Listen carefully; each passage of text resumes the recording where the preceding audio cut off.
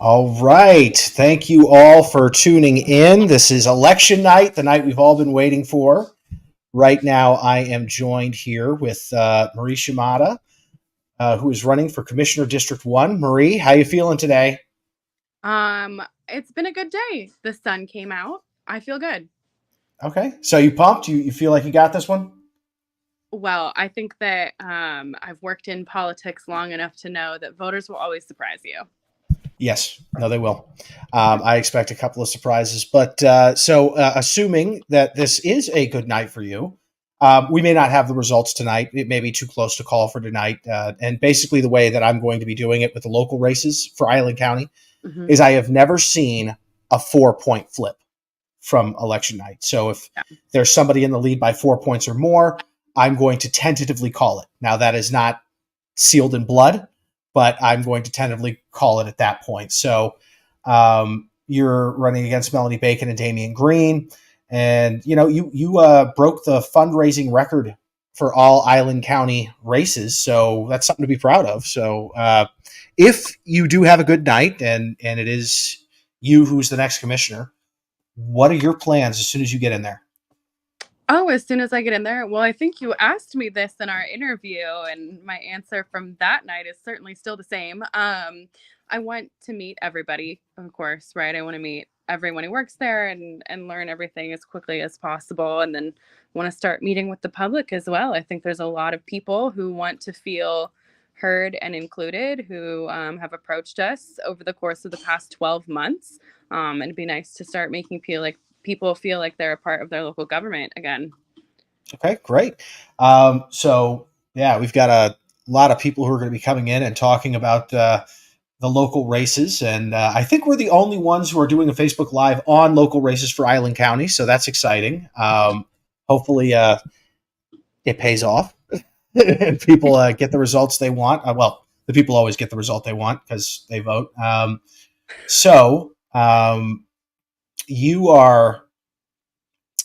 Your area, which is District 1, covers South Whidbey. So that is just slightly above Coupeville all the way down to Clinton, correct? Yeah, South Whidbey and Central Whidbey. Okay. And so District 2 is everything north of that until you get to the tippy top of Oak Harbor, and then that hits District 3, and then Camino's District 3. So we actually have the potential of having all three districts turn this time around. If you were to win and Christina Elliott was to win and Janet St. Clair was to win her Senate race, she would probably be moving on to the Senate, and the Democratic Party of Island County would probably be picking her replacement. And then you'd have three fresh new faces. So any trepidation, anything that you're nervous about having that? Has Janet said that she's going to help you guys out, though, if that occurs? I won't speak for Janet, but it's my understanding that there is a quite nice window of time in which she could stay to facilitate what a transition would likely look like. So it's not like in January there would all of a sudden just be three new people and zero support. So I don't have trepidation about the potential for there to be a clean slate. Okay. So you still have about 3 hours before polls close. So do you have any message for voters who haven't voted yet and are kind of looking at their ballot wondering, what should I do this next hour before I turn it in? Well, I mean, definitely make a plan to vote and get it turned in and know where your ballot box is. Or I had heard there was a line of people at the elections office registering to vote and vote today. Some of the folks who are doing some of the elections witness stuff have been in touch with me about that. So I think there are people that are literally waiting until the last minute Yeah. So drive safe. It's been interesting road conditions, certainly for us lately. Um, have a Hmm. have a plan, have a buddy. Right. Yeah. And for South Woodby, I'm not sure where the voting booth is. In Camano, it's right next to the Annex building, which is Mm, in between the Camano dump, and the IGA. So if you're on 532, you'll see this big Annex building with stained glass window. Pull in towards there, and that is where your ballot box is, and you can drop the ballot off there. So real quick, I want to touch into some of the federal races. Right now, not much has been called. It looks like Indiana, Kentucky, West Virginia, and South Carolina have been called for Trump, and then Vermont has been called for uh, Kamala Harris, which none of these are a surprise yet. So basically, we know nothing. Um, so I know you probably have a preference. So, but right now we just don't know enough. Nothing has been called that significant. The They say there's 7 battleground states. I think there's 9 to pay attention to, maybe 10. And then the rest, if one of them goes the different way, then you can just call it a night. It's over. hmm But yeah, no. How are you feeling for Democrats statewide, federally? I mean, statewide, I feel good, and I'm lucky, right? I have a number of friends that are in state races, and I think and I hope they all experience success tonight. So I feel good about them. Federally, I am holding out hope still. Well, we'll find out. We'll either find out tonight or probably early tomorrow, and we'll know what it looks like. I think we'll find out the House and Senate control tonight. hmm That should come out tonight. So we will be reporting that live here. The only House races we're really paying attention to here in Washington, believe it or not, we're not really paying attention to the second because Rick Larsen got reelected. Just in case anybody didn't know, the polls haven't closed, and I'm calling it. Rick Larsen won. But we're going to be paying attention to the third congressional district with Joe Kent, who's trying to unseat the Democrat incumbent there. And we're going to be paying attention to the fourth, which is a Republican on Republican battle, where Dan Newhouse will be running against Jared Sessler. Those are really the only 2 opportunities where we see a chance for a shift. So we'll be reporting on those too. So I want to thank you so much for coming on. I know you've got something to do with your family, and this is a big night for you. And I want to thank you for being here for a second time. Do you have any last message to your supporters? Just thankfulness and gratitude, really. There have been so many people who've been involved to get us this far. As you pointed out earlier, we've beat records, which is pretty remarkable for a first-time candidate running against an incumbent to have the success that we've had and to beat records compared to every Island County race ever. So I'm just full of gratitude and thankfulness for the amazing year that we've had and the amazing team that we've had. And thank you to you for the invitation to be here. Oh no, happy to do it, and congratulations on the fundraising record. You are the record holder for local Island County fundraising, Mm-hmm. And it'll probably be a while before somebody unseats you. So congratulations, and we'll keep an eye on what the results are, and I'm sure we'll be in touch. I'm sure we will. Thanks so much, Richard. Enjoy your night. All righty, thank you. All right, so we are going to go ahead and take a look at the election results right now. That's not that big. Let's go. There we go. All right. So federally right now, we have, as I said, Indiana, Kentucky, West Virginia. Oh, we've got a couple of things called. Timeout. Federally, a lot changed real fast. What did they call? Come on. They can't do that to me this fast. All right. So we're able to fill in. Let me go to this thing here. We're able to fill in Massachusetts for Kamala Harris. We're able to fill in Rhode Island for Kamala Harris. We're able to fill in New Jersey. That's not New Jersey. But we can actually fill in Connecticut for Kamala Harris too. D.C. will keep its perfect Democrat voting record. And Maryland, we can call for Kamala Harris. Illinois, no surprises. We can call for Kamala Harris. Donald Trump will take Oklahoma, Mississippi, Alabama. Florida has been called for Donald Trump.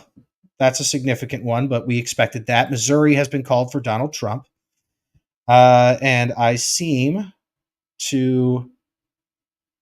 They must have called the Nebraska 2nd Congressional District for Kamala Harris. So we'll just fill that in, which gives her 72 electoral votes. And what am I missing for Trump? Tennessee. So, as it stands right now, Trump has 105 electoral votes to Kamala Harris's 72 electoral votes. No real surprises here. Florida is an important race, and Donald Trump needed it to win, and he did get it. So that is going the direction he planned. And I was wrong about Nebraska. They did not call that one for Harris. They called one of the main districts for Harris, which makes it complicated because these two do it different. So there we go. That's what the map looks like right now.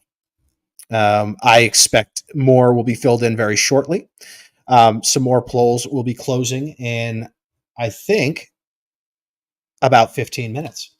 And we will keep an eye on that. In the meantime, we are going to have another guest. I'm expecting Raul Garcia, who's running for Senate, the Republican running for Senate. He will be here in about 4 minutes, and we'll ask him about how he feels about the race, how he feels about Republicans' prospects here in Washington now and into the future. And then we will move on to other candidates. So it's going to be a exciting time. Right now, let's see if we can find out how other races look. It looks like, from what I'm seeing, Republicans have picked up 4 House seats so far. So we flipped 4 House seats for the Republican Party. In 1 second, I have to go open a door.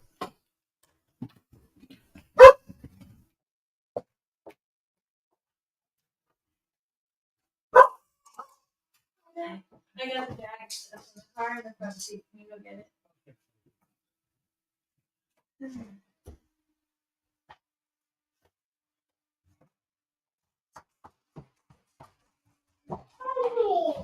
Hey.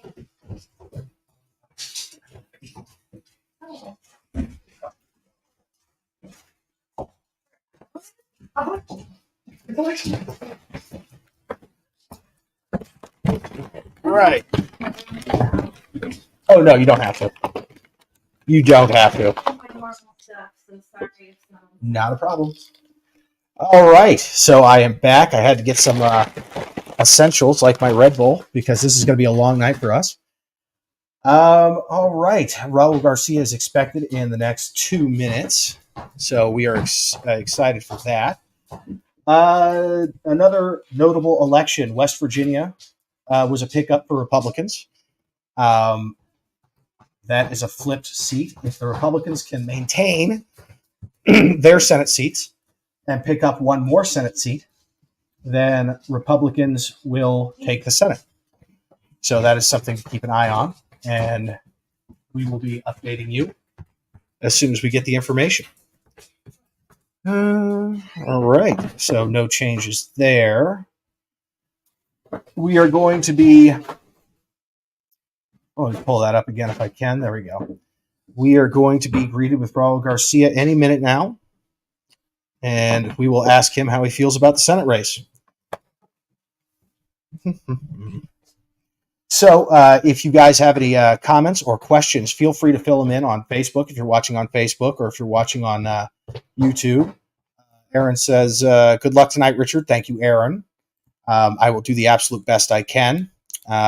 I will probably have, throughout this night, some breaks that I'll have to take, and I'll probably have a baby crawling on me, but that's going to be okay. We are going to report as best we can for as long as we can. I plan on doing this until midnight. that could change. If all the races are called before then, we won't need to. We'll go ahead and call it early if we kind of know where everything's going to be. At 8 p.m., that's when the Washington State polls close. So at 8:30 is when we should start getting local results. So for things like LD10, for things with Clyde Shavers v. Kerry Kennedy, with Gary Ray via Dave Paul, Ramazal via Janet St. Clair, which is the closest watch race because they spent so much money on both sides. And we'll be hopefully being able to give you an answer on those. We're also going to be following the local commissioner races for Island County. And we are going to, we're just going to report on everything that we can. So that way we can give you an idea of what is going on.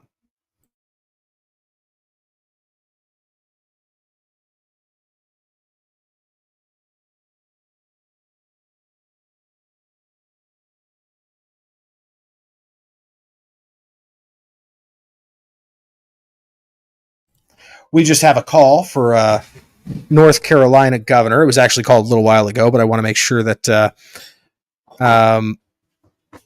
we are reporting everything. So this is no surprise. The Democrat, Josh Stein, won in North Carolina, and the Republican lost, and that was anticipated because the Republican was found to have – that was just a wild race. That was just one of those things where you just could not imagine. The guy was on – inappropriate adult sites saying the most outlandish things, and sure enough it came out and he lost. So to anyone who's running for office, I highly recommend that you stay off porn sites and don't comment on them. I also highly recommend that you don't say things that you don't want the public to read on the internet. And that's for everyone, no matter what office you're running for. Let's see here. Raul Garcia is, I think, coming in, so we'll wait for him.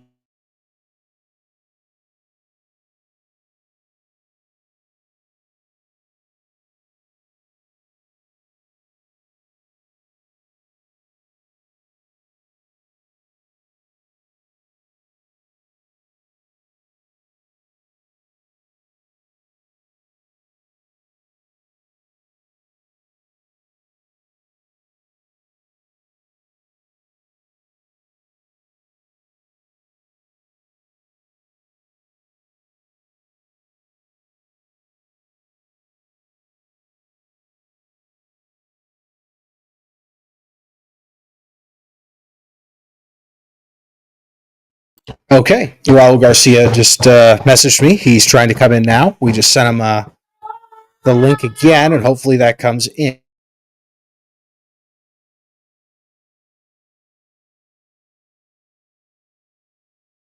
Here we go. And Andy Valrosa, thanks for doing this, Richard. Great job. Well, I hope so. We're going to do the best we can, right? And we're going to try and report on local election coverage. And I want to make sure that people can actually hear someone mentioning it and going over it. Let's see here. They just called the Mississippi Senate. No surprise. Republican won. So that wasn't flipped. And here we go. I am joined now with my friend Raul Garcia. Let me hide this map here. Hi, Raul, can you hear me? Yes. So, Raul, you're running for Senate here in Washington State as a Republican, which is a daunting task in itself, but you've done a phenomenal job. And I'm wondering, how do you feel about the race? How do you feel going into tonight? Well, I feel faithfully optimistic. I feel that Washington is ready for a change. I feel that we have ran a very clean campaign, statesman at the top, and been very cordial to our opponent. She has been cordial back. We won both debates that we had with her. And a lot of feedback from Seattle is that they are voting for us. So we're faithfully optimistic about tonight. Well, that is exciting. By the way, if you were to pull off a victory, that would be I think people would stop talking about Trump and Kamala for 20 minutes just to talk about what happened in Washington State. And that would absolutely give the Senate to the Republican Party. But you've run a very moderate campaign. You've reached out to Democrats, letting them know that you're going to be a senator, not just for Republicans. You'll be a senator for all of Washingtonians. And I think that's a message that is resonating with people. And so what if you are elected and you are sent to the Senate? What is one of the main focuses that you're going to be driving federally? Well, I've promised everyone that I will put forward the American Against Fentanyl Act first days that I'm a senator. I want to see drug dealers get felony charges and be put in prison. And we have to start building mandatory and voluntary rehabilitation comprehensive programs for people to truly get them out of that environment. So that's going to be our focus. And of course, auditing the federal government and cutting our spending so we could afford our lives again. Yeah. But bringing about the safety of our streets is paramount. And I think that that is something that I'm going to be very close to the state, working together to make sure that Washington State at this time next year, we feel that it's safe. And getting those drugs off our streets, we have to. There's not another option. We absolutely do. And you are a doctor. So you've worked in the emergency room and you've seen the effects firsthand of what fentanyl does to people. And I asked you, what is it, when you're seeing these people coming in, what are you seeing? And you said, they're dead. They're dead. Fentanyl is just poison. Yeah. It just kills people. And it's an epidemic, not just in the state, but federally. Now, part of that act that you mentioned, what was it called again? The Americans Against Fentanyl Act? Yes. Wasn't that in order to give people felonies for selling it? Didn't you also mention that it would be considered attempted murder if caught selling fentanyl? Yeah, manslaughter is what we want. Other people have come to me and said, well, we may be even easier to pass through Congress a second-degree murder charge. Wow. So we're going to work hard on it. The point is we need to send a message to these people that they're not going to deal drugs in our street. And then we have to take care of our border, right? We have a lot of work to do to have more discipline and leadership at our border so drugs don't free flow as they're doing right now. Okay. Well, that's a message that I think resonates with all Americans because regardless of your party, regardless of your social status, regardless of your income, drugs and fentanyl can affect you and hit you when you least expect it. And that is something that we need to tackle. And yeah, we need to get control of our border. That's a big issue. And then the economy is the biggest issue everywhere. Everywhere in the country, it seems the economy is the number one issue. So, getting spending under control will definitely help with that. So I'm excited. I wish you absolutely the best. And I want to thank you for taking your time out. I know you've probably got a ton of events to go to tonight. Do me a favor, though. If by chance they call it too close to call or you somehow win this thing, call back in. So I know you probably are going to be like getting calls from a lot of federal people, but I would really love to hear you talk about it. So absolutely, listen, it's all about hometown first, right? And representing Washington first. And I've said it a million times. I know that I'm a Republican, and I am going to go to the Senate as a Republican, and I'm proud to be a Republican. But we do need to represent everyone in Washington State. And we need to sit at the table with those that we disagree and find solutions that we both agree on. And that is how we get this state forward and this country forward. And I'm really going to push for unity after tonight. Absolutely. And Republicans, that is the winning message, by the way, is pushing for unity. Because if you push just your a hard right agenda, this isn't the state for that. So focusing on all of Washingtonians, focusing on things that we all agree on that needs to get fixed. I think that's a winning message, and I'm really excited for you. And hopefully we hear some good news for you tonight. Thank you. You have a good night. Let's have a good night together. Let's enjoy. We've worked really hard. And I want to thank everyone out there that has put their time and their effort and their money into this year. It's not easy being out there. And now tonight, hopefully we get to enjoy together and celebrate. So thank you. Absolutely. Well, thank you so much, and look forward to hearing from you again. And we will report 8 p.m. The polls close. We should probably have some numbers around 8:15, 8:30. Yeah. And so we'll be here for that. Okay. All Thank right, you. talk to you later. And if you're wondering what that crying is in the background, that's my son. So he may be jumping in on this call.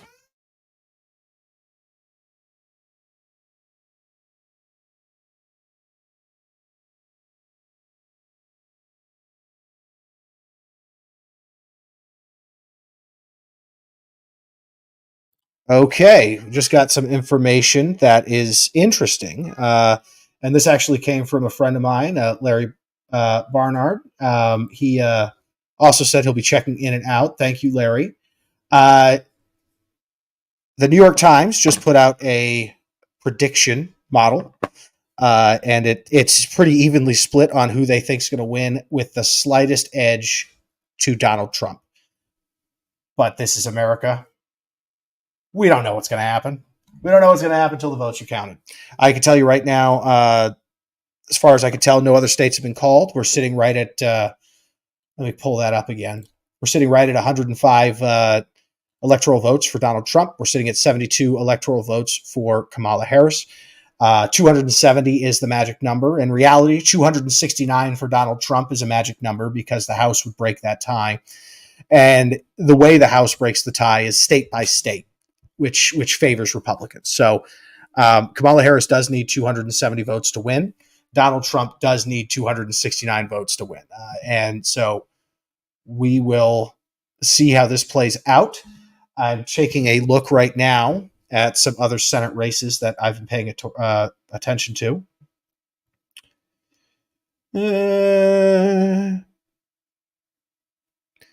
Right now, the New York Times is currently guessing that Trump wins Georgia by 2 points, but that is just a guess. So we will see. Now, that is a state he must win. I think everybody agrees that if Trump does not win Georgia, it is going to be a long night for Trump. But right now, things are looking pretty good for him. I'm going to, let's see here, pull up some more information.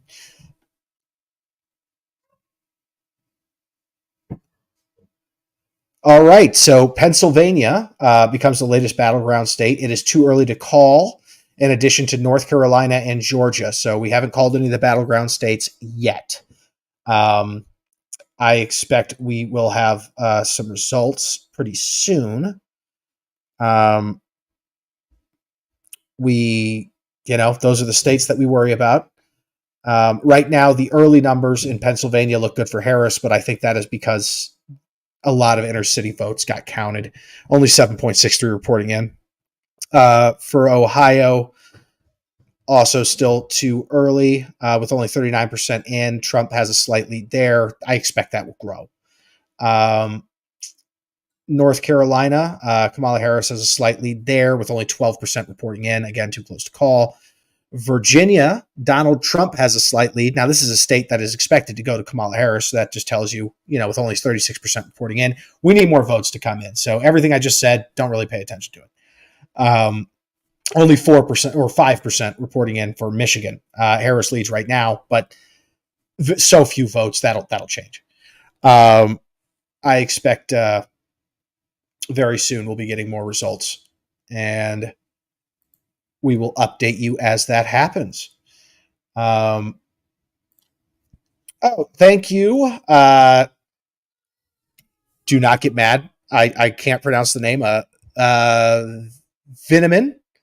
Thanks a lot for the live show. May God help us. I'm optimistic about the possible outcomes this evening. Well, good. Stay optimistic, because I'll tell you what, the majority of the people I talk to on either side, Republican and Democrat, they're sweating bullets. We just don't know. We just don't know what's going to happen. This country tricks us every time. And so we will stay on our toes until we actually have enough votes to be able to start calling races. Now, a lot of these blank states that you're seeing right here, they're going to fill in. And we expect, North Dakota, South Dakota, Nebraska, at least 4 of its electoral votes, Kansas, Arkansas, Louisiana. We expect those to be called for Trump shortly. Washington, Oregon, and California, they're going to go the other way. Unless something drastic happens, right? You never know with this country, right? Anyway, right now we're in a lull. I'm going to take a little look here. Oh, here we go. We've got Kelly McGill. Kelly, can you hear me? I can. You hear me? I can hear you just fine. All right. So Excellent. welcome. Thank you for joining me on this. I just want to talk to you about the results. So far, from what I'm seeing, we don't know anything. We don't know anything yet. I think what you indicated about New Hampshire and Virginia being bellwethers is accurate, and she's going to win both of those, obviously, but the margin is going to be important. Right. The margin is you know what? It's not obvious on one of them. Let me see here. New Hampshire is getting a little. If you look at where the outstanding votes are, population centers. Well, they haven't called it yet, but yeah, no. I mean, the longer it takes for Virginia, and right now Trump leads in Virginia. That's not going to last, but yeah, I think that's going to be an indicator. The New York Times seems to indicate that they believe, based off the results, that Trump will win Georgia, which he has to win. If he doesn't win Georgia, it's going to be a long night for Trump. I don't know if I agree with that either, and my news is a few minutes overdue, but again, the huge amount of votes, DeKalb County and the Fulton County, massive amount of votes left outstanding. So yeah, I'm not sure it's going to be razor thin. It'll be close. Right now, Trump has about a 300,000 advantage. That'll change. That'll close. And we lost Kelly. He'll be jumping back in, I'm sure. Let's see here. Well, yeah, no. So still no major changes. Here we go. They just called Arkansas for Trump. That is not a surprise to anyone. So that puts it at 111 electoral votes to her 72. We'll just keep updating it and filling in as time goes on. We lost you there, Kelly. I did. I'm sorry. I'm back. I'm suing. So, no surprise. They just called Arkansas for Trump. Shock. Yeah, not a shocker. Not a shock. We are waiting on the battleground. What's going to be interesting is Pennsylvania, and I think last time I looked on the New York Times website, it had like 8 or 12% votes counted in, and it's tilted heavily towards her, and that'll obviously even out. Looks like they're reporting 7.72%, and yeah, it is heavily towards her. But I think they counted. It looks like Pittsburgh is one of the places they counted, so that is not unusual. No surprise there. Yeah, if Trump was leading with that place counted, it'd be over. They'd call it right now. Sure. Yeah. There's nothing happening right now that's any surprise compared to the 2020 or even 2016 elections. So yeah, the night is young. The night is young. A surprise may be in store for us. Every election we did get one. I'm wondering what this election surprise will be. Georgia was the surprise in 2020, and Arizona. And 2016, the whole election was a surprise. Wisconsin, Michigan, and Pennsylvania, nobody anticipated that going to Trump, and he won them. And he won them by a thin margin, but a decent margin. And let's see here. They just fill something else in? No, they did not. Illinois. Oh yeah, come on. Yeah, Harris won Illinois, guys. Right now what I'm keeping an eye on is the Senate. The Republicans have already flipped one seat there. And which one was that? West Virginia. No surprise there. Oh, okay. Joe Manchin's old seat. Yeah. So Manchin got replaced by Jim Justice. Indiana reelected Jim Braun, or Jim, the Republican. Jim Banks, sorry. So that wasn't really a seat Democrats were looking to flip. They thought it was like an outlier maybe, but it's not in the cards today. Let's see here. Montana is the other big Senate race where Republicans are expecting to pick one up. We've also got a big one in Ohio, so we'll be keeping an eye on that. remember in the, let's see, it's 2024, so that would have been 2018 election. It was really a lot of money poured into Montana with Jim Tester's seat. That's Tester's his last name. Maybe I got his first name wrong, Yep. but Tester, what is it? John Tester. So I don't know. An incumbent senator, it's really difficult, even though it's a presidential election and Trump is obviously going to win Montana. He is an incumbent and he's not terribly unpopular. So I guess we'll see. Well, we will see. I think, let's see here. Oh, they did call one I'm really Senate interested seat. to see what Bob Casey in Pennsylvania is the one that I think is going to be very interesting. The polling was super tight, and he was making a lot of bids, if you will, to the right near the end of his the campaign Trump. So we'll see how that played out. Well, they did just call the Florida Senate race. Rick Scott will be reelected, the Republican. So not really a surprise there, but No. that is, if Republicans want to take the Senate, they had to win that seat back, and it looks like they just did. And he won by a pretty wide margin. And it looks like Florida also went to Trump. So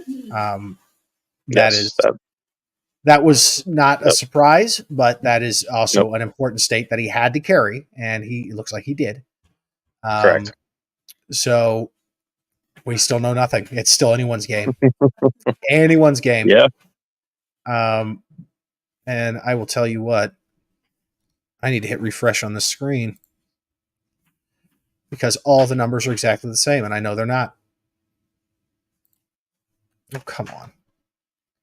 There we go. All right, let's take a look here. Let's see if there's any updates. Not really. 5.3 reporting in Michigan. Harris is up. Trump is up in Ohio with 41% reporting in. That one's still too close to call. And what's the margin in Ohio? Can you click on that one? Let's see here. Let me see if I can share the screen. Sure. That I am looking at. To move that. And let's hit present.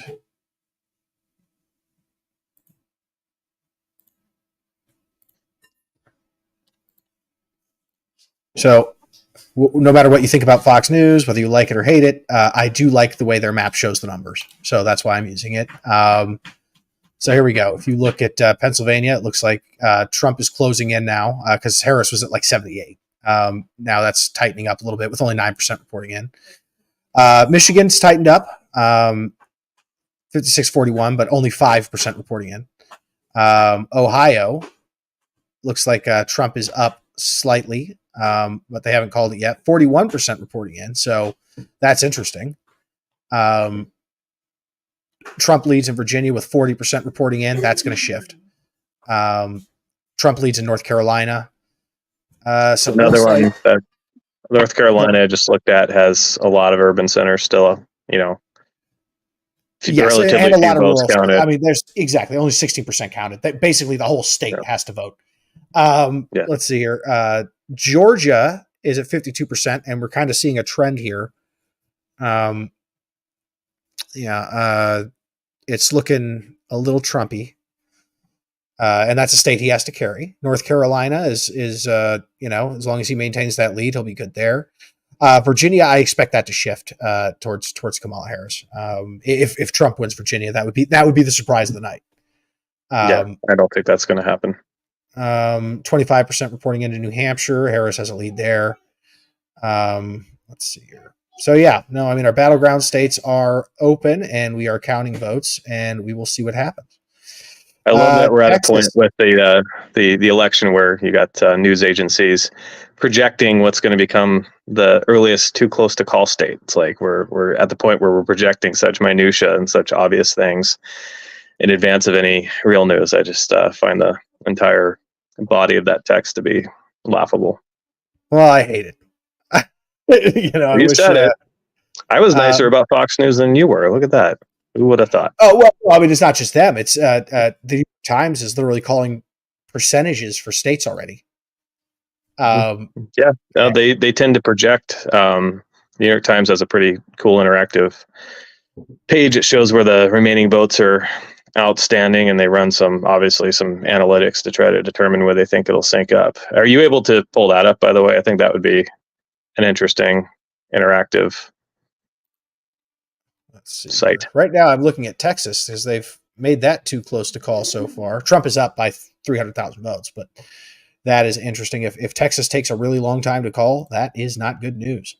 Absolutely. And by the way, I am actually in Texas right now. I am in Austin. So, that's right. Yeah. No. It's funny. You're the conservative in Washington State right now, and I guess I'm the really terrible liberal in Texas. Like I make a horrible liberal. You know that. Yeah. So let me see if I can pull up the New York Times.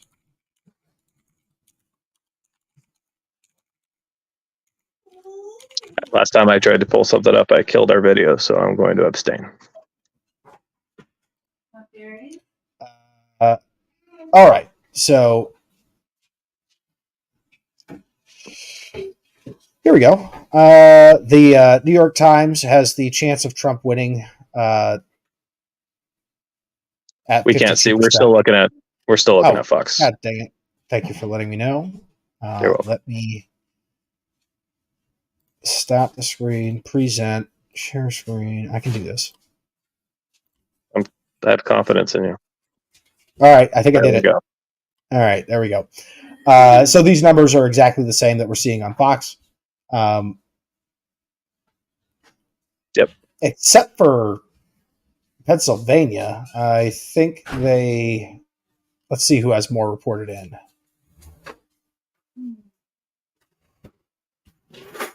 That is so right now they have the tilt towards Trump winning both the popular and the electoral vote. So that's not. So far. I mean, that's it's very slight. Basically, we still know nothing. We know nothing. I do not expect that Harris is actually going to win by 41 points in Pennsylvania. No, I think agree with that. Yeah. See, it already dropped. That's just a present amount. Yeah. Let's see here. Yeah, we just need more votes to come in before we can really call anything. Yeah. But this is a big night. We've been waiting a long time. And hopefully it'll be a decisive night. Whoever wins, we won't have spend days. And no, who wins? I just want it to be known tonight. Let's know it. Let's absorb it. When we don't know the outcome of elections, it's like a infection that's left to fester. And, and then everyone starts getting paranoid on both sides, and then we just, I let's just have a win. Let's just pick somebody, guys. We can do this. So, right now, they are thinking that Trump is going to win. That could change. Oh, most definitely could. This is going to be razor thin. This is important from a very good friend of mine, Larry, who's in California, by the way. Definitely a Harris supporter, but very good friend. He says, Note Cohn from the New York Times, Harris should win Virginia and New Hampshire, but her margins are down from Biden's in 2020. That is not what Harris wants to hear. No, that's going to be terrible news. She would want to make gains upon his margins. There's all the reasons in the world for Trump to have left the race, obviously age being a factor. And, I don't think that's anyone being serious understands that. She doesn't build games on it. Okay. Yeah. Stina, who was the former state committee woman of the Republican Party, thank you for tuning in. She says, we don't just want to win, we want a Trump win. I know you do. And I think you might be happy tonight, but I think I don't know. I hate not knowing. This is the worst part of the day, right? A few more hours to go, and I hope we know. We don't know anything. But the just to go back on the margins thing, I that's terrible news for Kamala Harris if that holds. She should be building on whatever Joe Biden captured in 2020. Theoretically, Yeah, she should be a less controversial candidate than he is, and Trump is every bit of a controversial candidate. He's always been. So that is well, not and great I'll tell you news. one thing that is also not great news for Harris. I mean, it doesn't mean anything, right? She could still win. We have no idea what we're talking about. This is She just could still Harris is doing worse among African American men.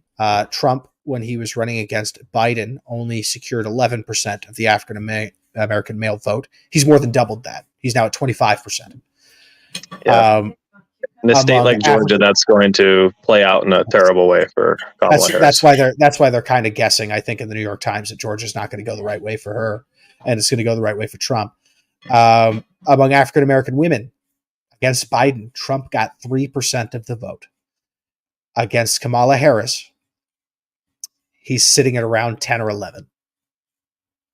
So that's still wow. abysmal numbers for Trump in that minority group, but that is a huge improvement. It's a constituency that the Democratic Party has really relied on from election cycle to election cycle. So for that to, so for those sort of gains to be made, if what you're saying is accurate, Richard, it's terrible news for the Democratic Party. Well, one other thing that is worth mentioning, you say the Democratic Party, I think it's just Kamala. Because many of the African American votes that are going to Trump are not necessarily going to other Republicans. I don't think the other Republicans are doing as well. So Trump tapped into something, or Kamala Harris made somebody mad. I can't really figure it out. Yeah, I'm having a hard time, and there's so many reasons why I may not be able to empathize either, given my political slant, or I'm certainly not a African American person, so I'll plead ignorance on what might be the motivations. But it would be hard for me to see somebody being like, I'm going to vote for Trump, and then I'm going to go vote for every other Democrat on here. It's maybe different. It could be It's maybe different. The Teamsters. Correct me if I'm wrong. I believe the Teamsters endorsed Donald Trump, so and they typically endorse Democrats. Or they usually endorse Democrats. In fact, I think they always have. But the Teamsters decided not to endorse. About 60% of their members wanted to endorse Trump, and so the Teamsters leadership was like, "We're not going to do that, but we will just not endorse anybody." Okay, so that's what they did. Yeah. I didn't have quite perfect information on it, but that is indicative. So perhaps you have somebody who's in a union sort of job where they're convinced that economically they're better off at Trump, but they still have their Democratic leanings otherwise. I don't know. And keep an eye on your screen for any breaking news, because we want to make sure we report any Senate seats that are flipping. And let me see if I can get a look at where the House is at.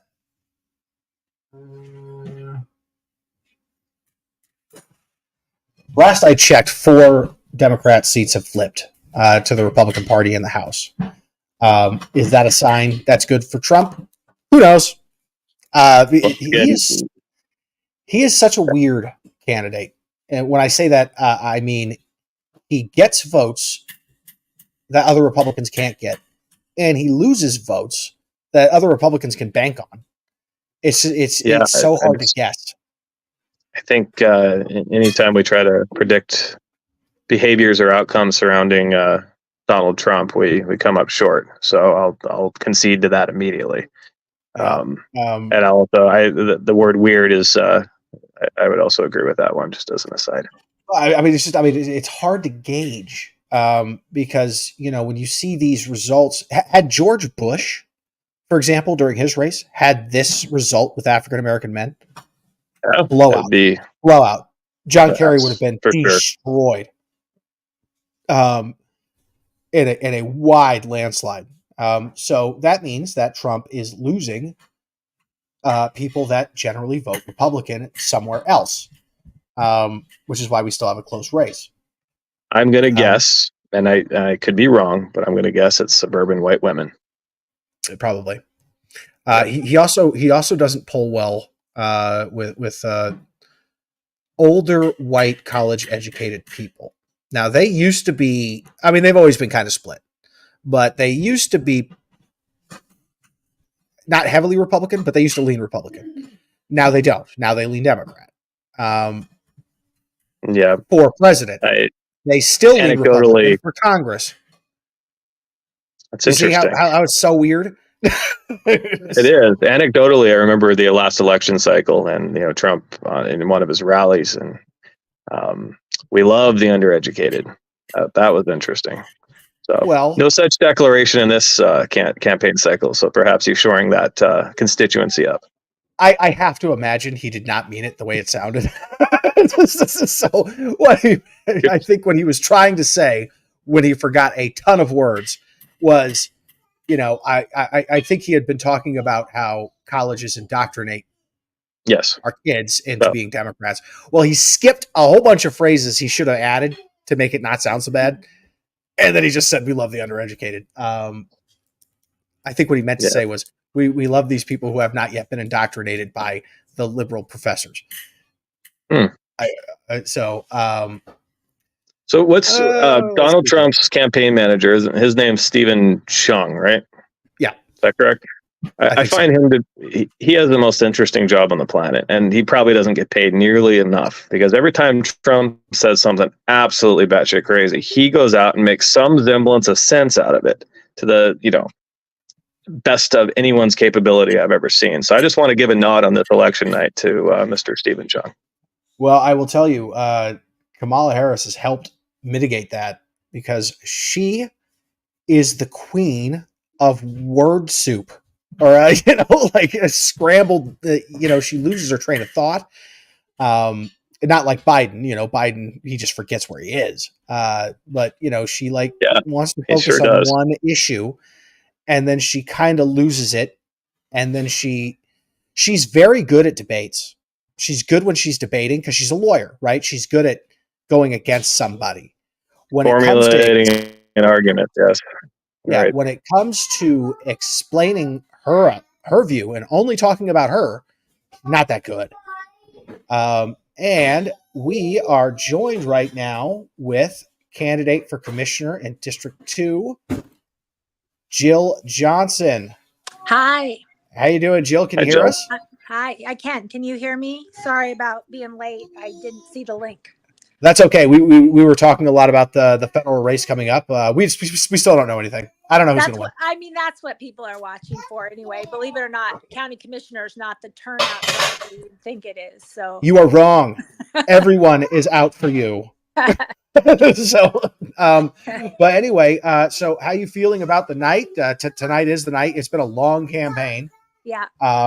And you've run. I think you've run an effective race again, and this is your fourth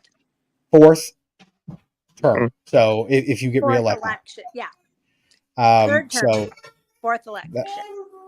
I feel fine. I mean, I'm fine either way. Like, I feel really good about the 12 years. I think I've accomplished a lot of things. I think I had an effective campaign. I think I did really well in the debates because I know the issues. And I feel like this election is maybe not about my performance and might be about a lot of other things. And so if there is a machine that rolls through Washington State and the voter demographics in Island County have changed, that's really a reflection of those two things. That's not about my performance. So I'm not as optimistic as I would like to be. Usually at this point, I'm like, it's fine. I don't feel that way. A lot of last minute voters, voter registration today. Those aren't conservatives that are registering at the last minute, right? So I feel as good as you can feel when the thing you've poured your heart and soul in for 12 years is sitting in the hands of people who have no idea what your job is and have done zero research. And they're allowed to vote because that's how our country works. Everybody gets a say. Well, people not doing their research is an epidemic in this country. I think both sides agree. Yeah, absolutely. But I will say one thing that you have done a phenomenal job of as a Republican is you have secured a lot of Democrat votes. And you've done it multiple times. I know several Democrats who are supporting you. Because you don't run let me say one thing that you don't do that I really appreciate about you is you don't bring in hard right stances that have nothing to do with your job. I try not to talk about issues in general that don't have anything to do with my job. So, the issues I do vote on can be difficult enough without, tackling national policy issues. If I wanted to run for national office, I would. I really just care about getting the potholes filled and managing the budget and getting the services out the door. So this implementation government is a lot less political, which I prefer. Well, now we've got a lot of big things that are coming up on the commissioner plate after this election. We've got the budget that needs to be remade, I think. So that's going to take a lot of the attention and time of whoever our commissioners are. We also have a prison that needs to be built. Jail.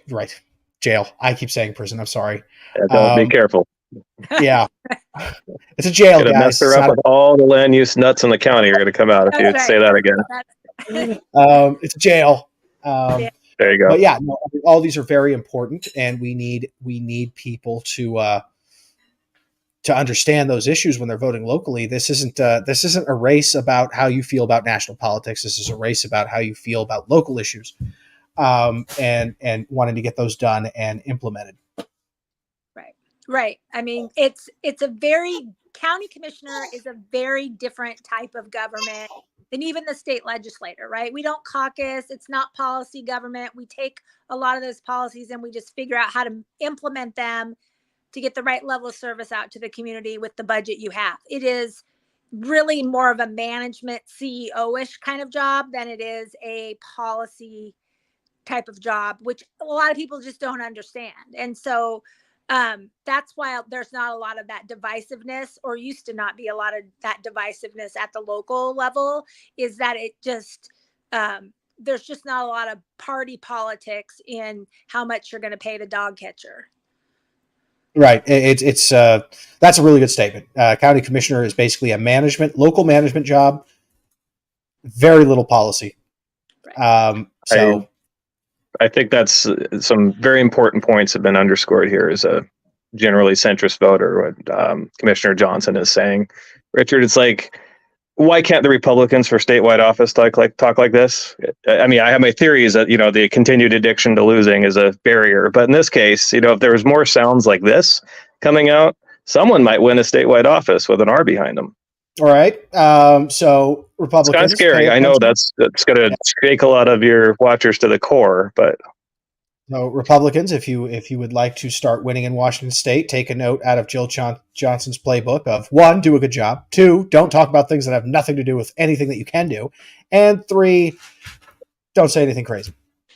Well, now that's not in my playbook, actually. Sorry. I'm known for a few crazy statements here and there. So. Well, it's a deal. Well, I haven't heard them. They haven't got to me yet, and I seem to be a magnet for it. So. No, I think when she says that, she means the insults that she sometimes levels at me when I make her mad. No, I'm just kidding. That's fair game. Another thing, Commissioner Johnson, I'd like to compliment you and the rest of the county commissioners. You guys have done an amazing job bringing vital services to the island. And I actually live in Stanwood, but I participate a lot through my vocation and the fiber optic deployment. And I just am amazed at the amount of grants that have flowed into the county due to all 3 of your work. So thank you. Well, fiber optic grants is mostly Janet's focus area. We all kind of have areas we focus on. And that one, about the 3rd time I went to a meeting, I quickly realized was not my area. No. But well, we all bring strengths. I know all about. So you need different people on different topics. There you go. Yep. Nope. We all bring our strengths. And Jill, I wish you luck. So you're feeling okay. You're feeling confident. Do you want to make predictions on every single race? No, I actually talked to your mutual friend and mine, Larry, earlier today, and we're all kind of just living in this unpredictable sense of what reality really is right now. What you think might be a logical vote may or may not be what people are doing. I think, can you see that or just me? And I think it's a hard environment to predict because it really depends on what the motivator is. I mean, as a woman, I think that there are a lot of women concerned about reproductive rights. I also feel, as somebody who's watched the commercials, that we may have overplayed our hand, and I am unsure of what pothole is being filled with a fetus. So can we get back to some local government issues also in Washington state? I mean, I don't want to be disrespectful or dismissive. It's a big issue for women, right? It's a big issue. But also, so is homelessness, so is affordability, so is transportation, so is behavioral health. Like, I really feel like this entire campaign just lost sight of campaign cycle, just lost sight of fundamentals. And so it's really hard to predict the values that people are using to vote and what's motivating them to vote. And for me, and which is, I feel like I've been up against a political party more than I've been competing with my opponent. And I've never had that experience before, where it's like, well, what do I do against a message that's like, just vote a straight blue ticket? I've just not had that. It's always been like, am I better than my opponent? And this time I'm just being out messaged everywhere you turn, because the anti-Republican message is so strong in the state, and people just tie you to the craziest statements our party makes. You don't want to disavow your whole party, but at the same time, I mean, we're a couple hours away from the polls closing, and honestly, there's some disavowing that needs to go on. Yeah, no, and I'll tell you, something that plagues the Washington State Republican Party, for example, they've become a hindrance to electing Republicans, not a help. And that's something I'm going to talk about more as the polls close at 8 p.m. I'm going to feel a lot more free to talk about it, because then it won't affect the election. But I will tell you, the leadership right now in the Washington State Republican Party needs to change. I am not particularly thrilled with HROC either. And it doesn't just affect our statewide candidates. It affects our LD candidates, and it affects our local candidates who had nothing to do with this nonsense. Right. And it's, we've got to turn some things around here in Washington State, and it starts at home.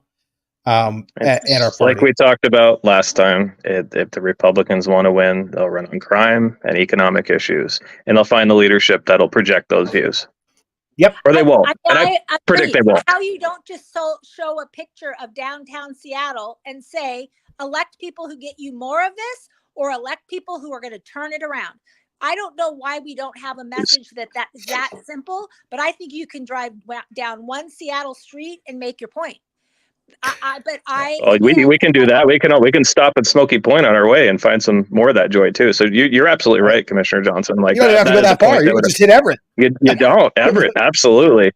That would do a lot better than legislative district 10. Between it wasn't Commissioner St. Clair and State Senator Ron Mazzal that I think their messages were fairly pragmatic. The amount of paper that was received at every voter's home from non-affiliated third parties was insane. I mean, that amount of paper could have been used to write War and Peace. And it was mostly about abortion.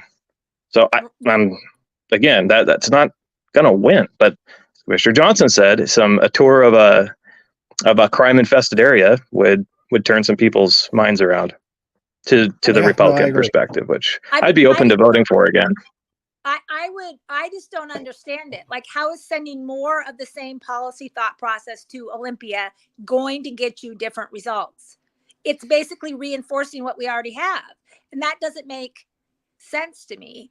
Also, what doesn't make sense to me is I'm still campaigning for those last 2 hours of votes is how you can be a party of diversity, equity, and inclusion and think you need no conservative voices at the table, no fiscal voices at the table, no other business voices at the table. We just want to shove all those other perspectives away. We don't get good and balanced policy by single thought processes and single approach. We get good policy in the tension of hearing all the different perspectives, and on the board of county commissioners, I'm the only Republican, and we think, well, we just need all three Democrats. I'm here to tell you right now, I'm the best one at saying we just subtracted too much from the budget and now we're in the deficit. You might want me there because I got that whole like economics degree and I'm good at math. I bring some value, right? Yeah.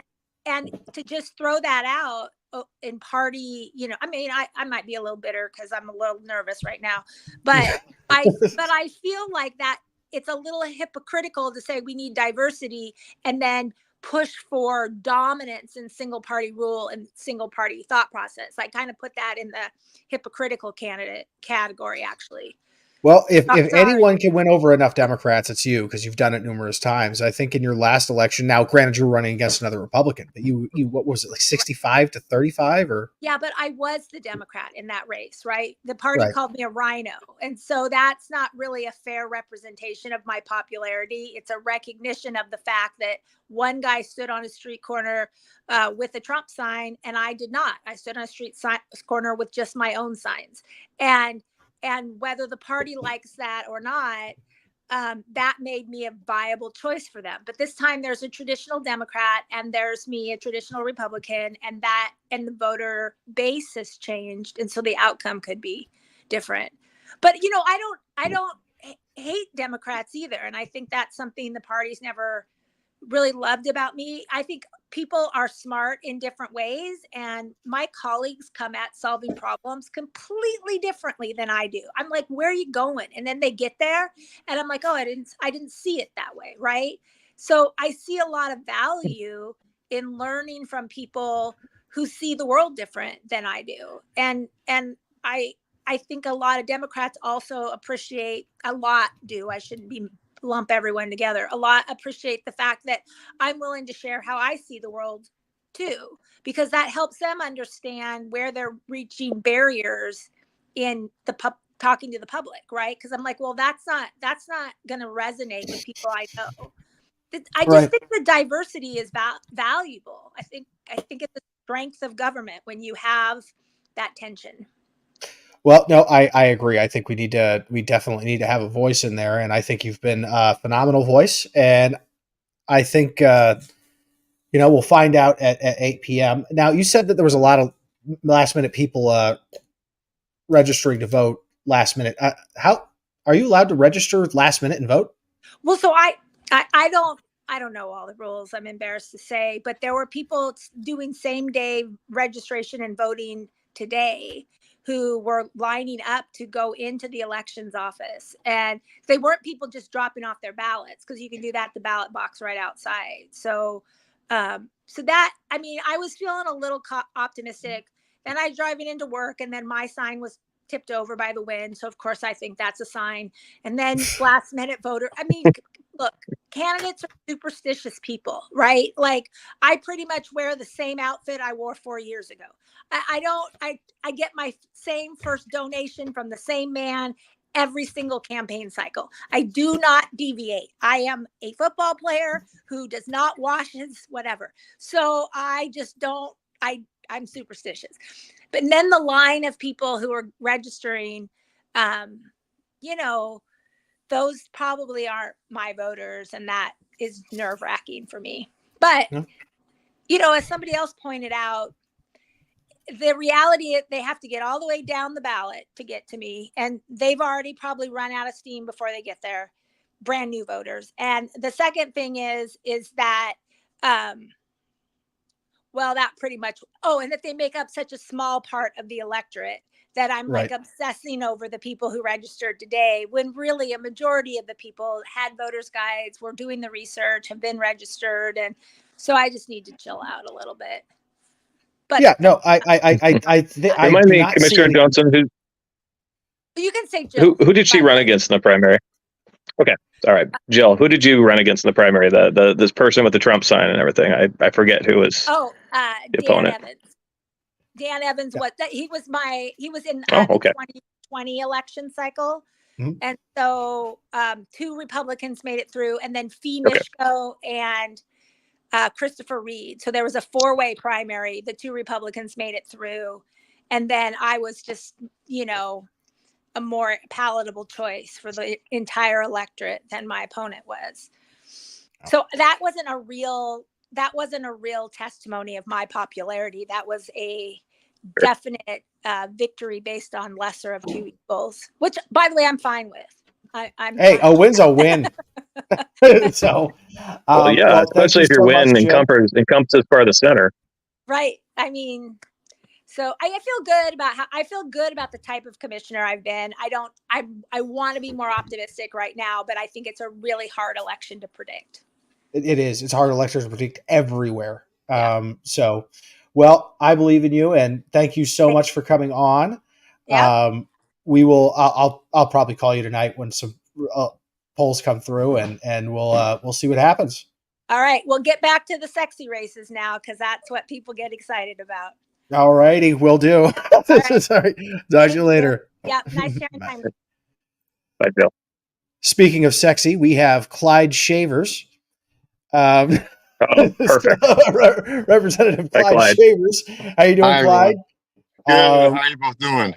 Doing good. How are you feeling about tonight? Are you driving on your way to a event, or Yeah, how's the mood?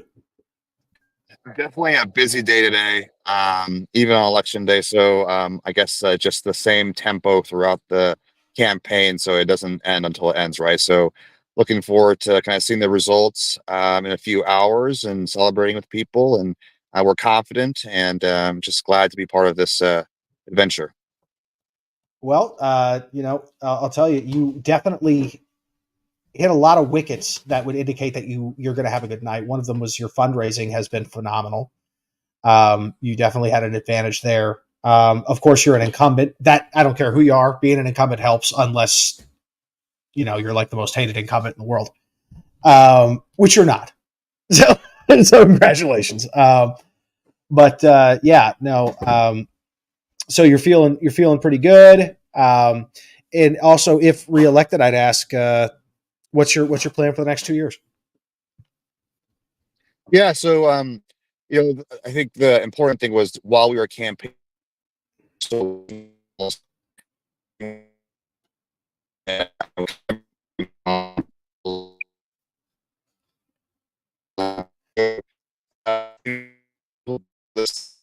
lowering costs of living, that's an important facet of our campaign and of our priorities during the legislature as well. And also public safety will be very important. We've been doing a lot in that realm. Most recently, really, I'm glad to be part of for the regional training center in Arlington, so that we can get more police officers, more peace officers on the streets, serving our community. So very proud of that in the past few weeks. And also, we're really focusing on affordable housing and affordable health care. Also, today, actually, visited some folks in the healthcare provider community, the nurses and surgeons and doctors, for our members, for those who need help. Okay, I think you're breaking up a little bit, Clyde. Kelly, are you hearing him Can you hear clearly, me? or is he breaking up? Oh, I hear you now. There must be some lag. Yeah, Yeah, no, I think me. there was just a little bit of lag. But anyway, you were the mentioning connection's that a bit housing. unstable.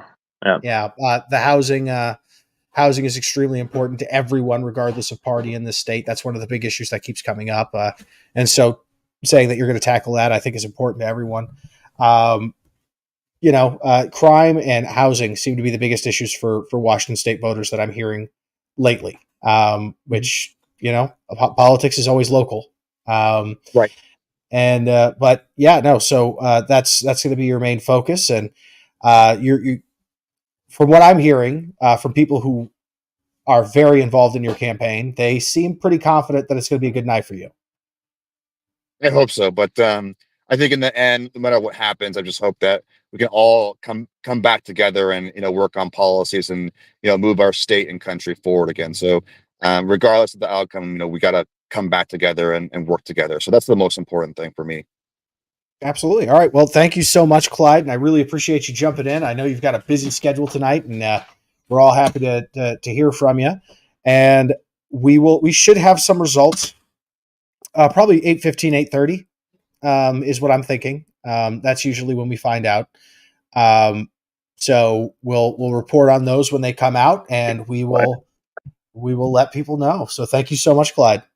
Awesome. Thank you. All righty. Talk to you later.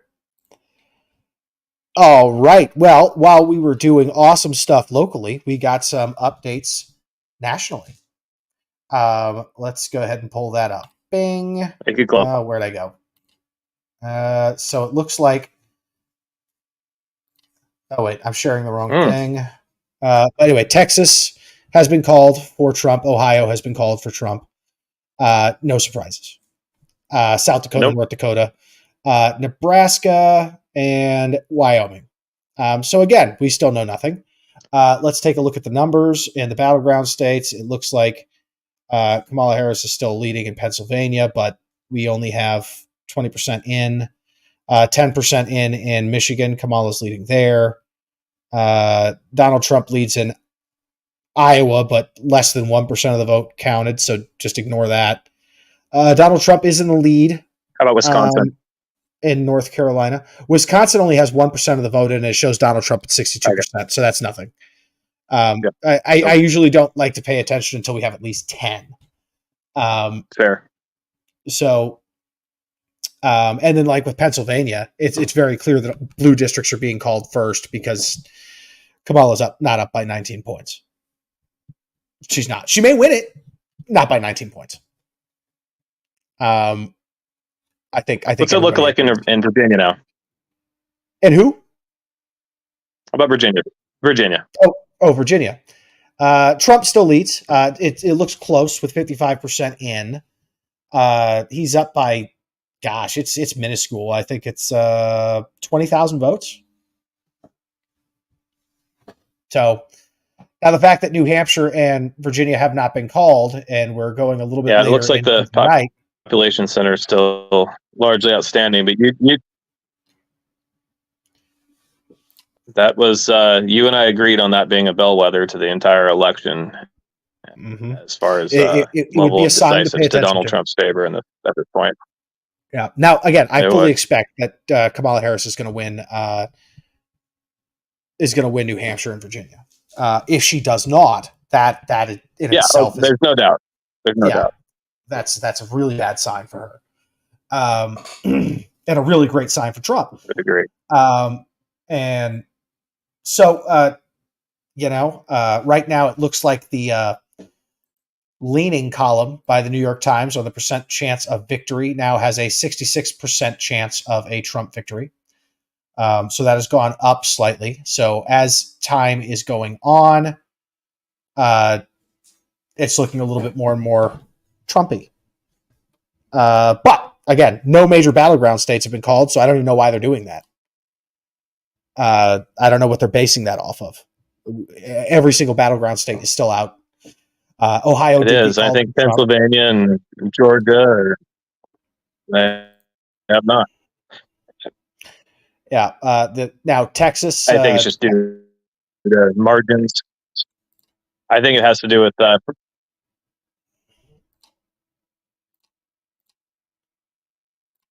All right. Let's see here. I'm just making some updates on my own personal list here, which is why I'm kind of being like quiet. Richard. I'm trying to take a look. Huh? Okay. Yeah, I hear you now. Let's see what they're saying. They're saying 195. Problem. Oh, you can't hear me? I think the margins you're saying there have a lot to do with the. Yeah, can you? Maybe not. Yeah. Let's see here. Let me take a look here. Yep, still no battlegrounds called. Let's see if we have any. Oh, stand by, Kamala voters. New report. Trump is overperforming so far in deep blue Virginia. You're still County. sharing New York Times. Oh, yeah. No, that's on purpose. I didn't switch that yet. Let me remove that. Yep. Oops. There we go. Let's get rid of that. I am going to unshare that. Remove it from the stage. There we go. And we actually have another guest. and I want to welcome County Commissioner from District 1, Melanie Bacon. Hey, Richard. How you doing, Melanie? Oh, I'm doing okay. So, it's election night. Tonight's the big day. Yeah. How are you feeling? I'm kind of numb, Richard. I've been kind of numb for about a week, and I'm still there. Well, it's so hard to call these races, especially locally, because anything can happen. You are the incumbent, which is always a good thing, unless you're public enemy number one, which you are not. I No. don't think we're getting Melanie. And say again, Kelly. I don't think we're hearing. Oh, there's Melanie. Maybe I'm lagging. Yeah, I think you're lagging. Here, let me try and remove you real quick and then pull you back up. But anyway, yeah. So, what are you feeling right now? And if reelected, what is going to be your main focus? My main focus, if I'm reelected, when I'm reelected, I have to keep saying when, is the comprehensive plan, 2025 comprehensive plan. Right. And I was talking to Jill earlier, and I should not call it a prison. It is not a prison. You also have a jail that needs to be That's built. right. That's right. So that is one of the big things that needs to come up. So with the comprehensive plan and the jail, what are the big things that need to be done by the commissioners specifically in order to make sure that those things get done? Well, both of those need community involvement. The comprehensive plan, we need to hear from community members about what they see as their vision for the next 20 years at Island County. So we will continue our outreach because we really do want this comprehensive plan to reflect the needs and desires of the citizens. With regard to the jail, we can't build a jail without citizen support. The citizens are going to have to vote some kind of funding mechanism in, and I don't know what that's going to be yet, but the citizens will have to be on board of that too. So both of those things are going to require a lot of citizen thought and involvement, and I look forward to those conversations for both of those things. Okay. So let's see here. Yeah, no, I mean, those are two very big issues. Yeah. One concern that you've brought up in the campaign, or at least people who support you have brought up in the campaign, is if we were to elect two new people, whether that be Christina Elliott and your opponent, then we would have potentially, if Janet St. Clair wins, no one who has any experience about to tackle those issues, which is tough. I don't care who you are. It's tough when you just walk into a job and you're expected to tackle the main issues. So that could put a little bit of strain. So there are a lot of people I know who are supporting you just based off that. And they want to make sure that we have experience running our county. So, other than those two things, nobody has said yes so far, so I won't be offended if you don't say yes. Do you have any projections right now for any other races?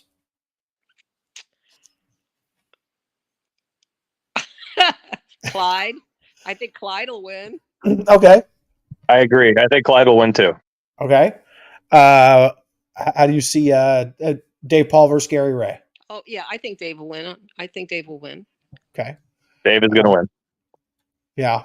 And Rick Larson will win. Oh, yeah. I mean, come on. Yeah. I don't even know why they had a race. They could have phoned that one in. So yeah, Rick Larson for sure. And if he didn't, that would make national news. Yes, it would. And it would just be because, amazingly, Democrats stay home in District 2. So, I don't think that's the case. I don't. No, we already I don't. know we've had a big turnout of Democrats in at least in Island County. So Island and Snohomish. Mhm. King has actually had a lower turnout than usual. Really? Yeah. Oh, That is as of yesterday. Okay. Seriously? Maybe voted As late. of yesterday, Okay. they had a lower total turnout. I mean, of numbers. The Democrats still have a higher turnout than the Republicans in King by a significant margin. Mhm. But the total Wow. number of voters has been down. Okay. I am curious about something, Richard. You know, there was a thing 4 years ago where the Republicans were waiting until the very last minute to go and put and vote here locally and maybe nationally. I don't know, but locally is where I was paying attention. Right. Did that happen this year? Uh, I think they've since so I adopted think ballot Republicans have adopted. I mean, they still don't like it. The Republicans don't like a voting month. They like a voting day, and they also don't like having to wait. Well, nobody likes having to wait to find out who won. We all want to know early. Of course. We do. And but they've accepted the fact that this is reality right now, and we can either embrace it and potentially win, or we can continue to stick to our guns and maybe have a flat tire and not get to vote. So, and I'll tell you that there are many Republicans who didn't vote that were, kept the stiff upper lip and decided they were going to wait till election day, and something came up. Sure. Life happens. Life happens. And so now I think they've determined, okay, we're going to go ahead and get our ballots in. So I think we're catching up on the early voting. We're still woefully behind the Democrats in this state. Mm-hmm. So I think election day, you're going to get more Republican voters still. Mm-hmm. But yeah, And in they're starting Island to accept County, it. those votes won't be counted for, till what, Thursday, maybe Friday. Mm-hmm.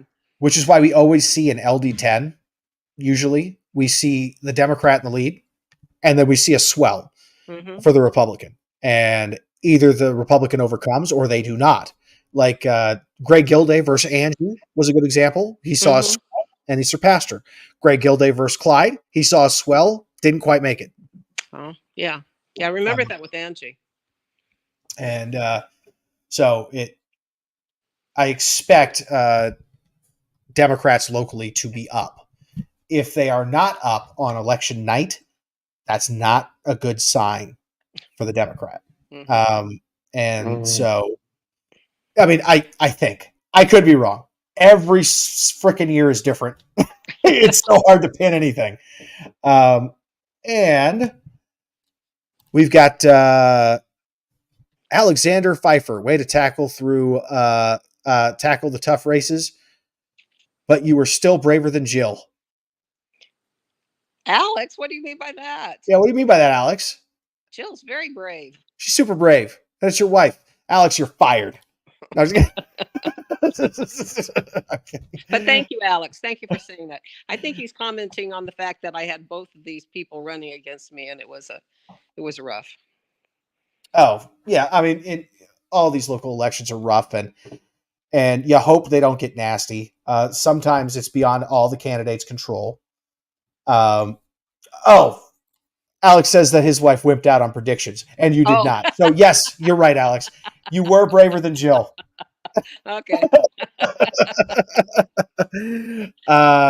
She's just a better politician than me, maybe.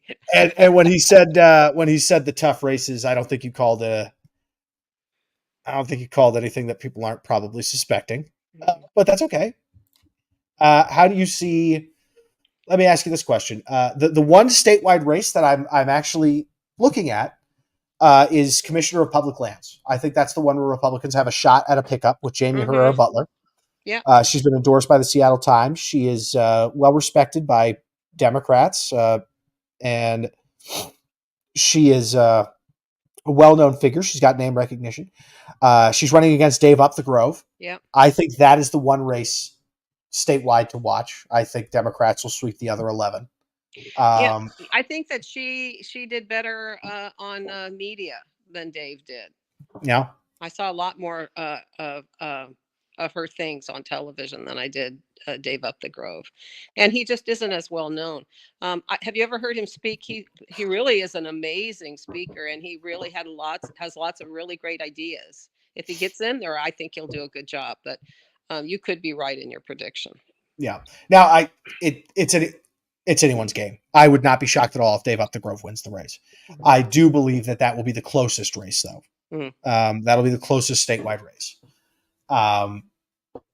Unless Dave Reichert pulls something that we aren't seeing. maybe he convinced enough Democrats, but Mhm. I'm not feeling. I think you're Super right. confident. Yeah, no, his abortion stance, Reichert's abortion stance is going to hurt him. Well, yeah, at least the way Bob Ferguson painted it out to be. He did a good job of trying to paint that one issue. Mhm. And then, of course, Bob Ferguson had significantly more money. Sure. He's an amazing fundraiser. And then, of course, now both of them had pretty good name recognition in this state, actually. So we'll see. I hope that, Reichert at least performs admirably, maybe 47. So, but we will see. But the race that I'm really looking at is Commissioner of Public Lands. I think that's the one that's going to be closest. Mhm. And then, of course, the initiatives. Those are up in the air. Initiatives sometimes pass. Sometimes. And yeah, so those are the ones that we're going to be watching. Locally for Congress, we've got 2 races that are competitive. The rest are pretty much out of any realm that they might flip, and that is the 3rd congressional district with Joe Kent and the current incumbent whose last name escapes me every time. Help me out. Can't help you. Okay, so Joe Kent's running against a Democratic incumbent. She is the one that replaced ultimately Jamie Herrera Butler in Congress. I can't remember. It is a long last name. It is like 15 letters. Okay. And so yeah, I'm bad.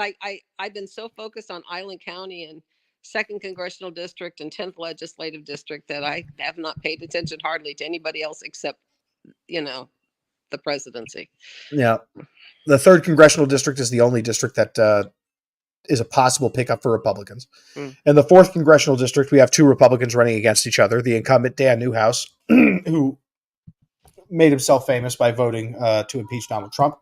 Oh yes, I read. And then Jared Sessler, who is very much Trump's pick. And that'll be a close one. That'll be an interesting one. That'll be interesting. And that will also probably be an indicator of where the Republican Party on the East is at.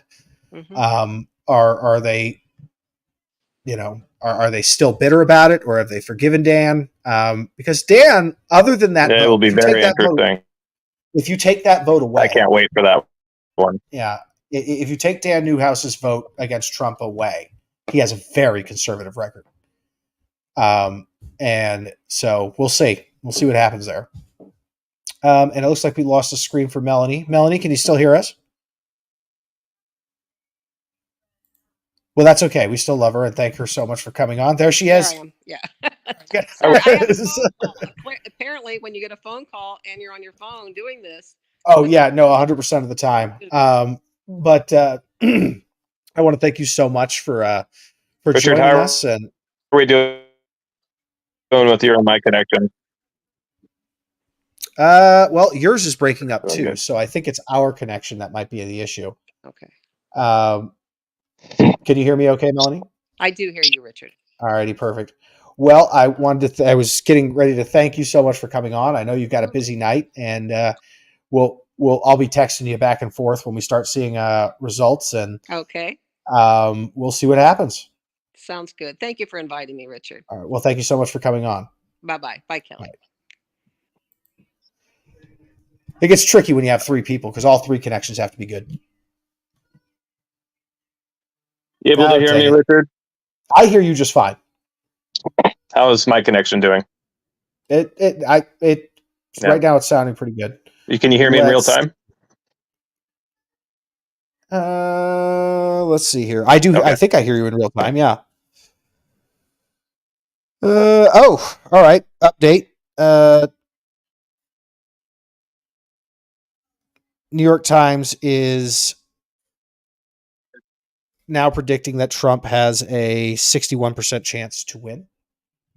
I don't know where they base this off of. We haven't called a single battleground state.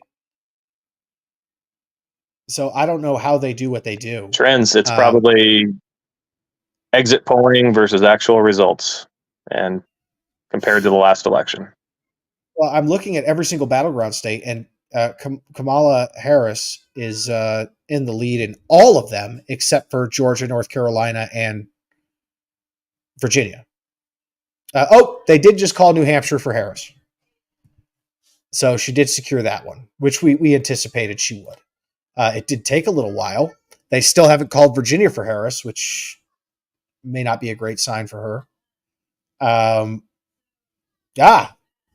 Let's see here. I'm going to update this New York Times list. It now puts Trump at a 69% chance of winning. Why? They haven't called a single state. All right. There you go. You back? Oh, Kelly. I'm losing I am the back. signal. Can you hear me there go. okay? I hear you fine. Yeah. But did you hear what I just said? All They have called. Let's see if I can share this. They've called New Hampshire for Harris. They're giving Trump a 69% chance of winning, which, okay, but based off. I think we still got. All right. So, Kelly, looks like we're having a connection issue. So, what I will do is put you down off the stage real quick to go over my point and then try and bring you back up. And I will check my connection to make sure it's not me. It could be. Oh, Eileen Hacker, a friend of mine, by the way, from Virginia, because I used to live in Virginia. It's good to see you, Eileen. Says, I have never seen Virginia this close. So that's interesting for Donald Trump, because if he pulls Virginia, we can probably call it a night. We'll see what happens there. The New York Times seems to be preparing people for a Trump victory. I'm not ready to say that yet because I haven't seen a single battleground state called, and it's electoral colleges that decide. They've got all the main battleground states as, toss-ups. They don't even have them leaning one way or the other. Let's see here. So New Hampshire, according to Fox News, has been called for Kamala Harris, which puts her at 117 electoral votes right now. So I need to fill in some of her votes. Let's see here. What did she get? She got New York. That helps. And she got Delaware. And let's see what else she got. Colorado. They did call Colorado for Kamala Harris. So she's at 117. Trump is at 195. So what am I missing for him? Kansas. They called Kansas for him. All right. So let me bring Kelly back on. Kelly, can you hear me? Kelly? Well, that's okay. We will deal with this as it comes. So I'm going to go ahead and share my screen to share what we're seeing federally right now. Wrong one. Let me remove. Let's see here. Present. Share screen. All right. So this is where they hold the election so far. Again, no surprises in any of these states yet. So I am wondering why the New York Times is making that kind of prediction where it's so heavily leaning in Trump's favor. It must be some trends that they're seeing or votes that they are seeing coming in. And so we will see what happens. Let's see here.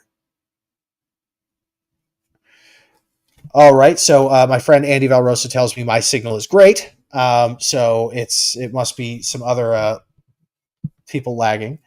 So good. I'm glad that everybody can still hear me. All right. So we are looking at the federal races.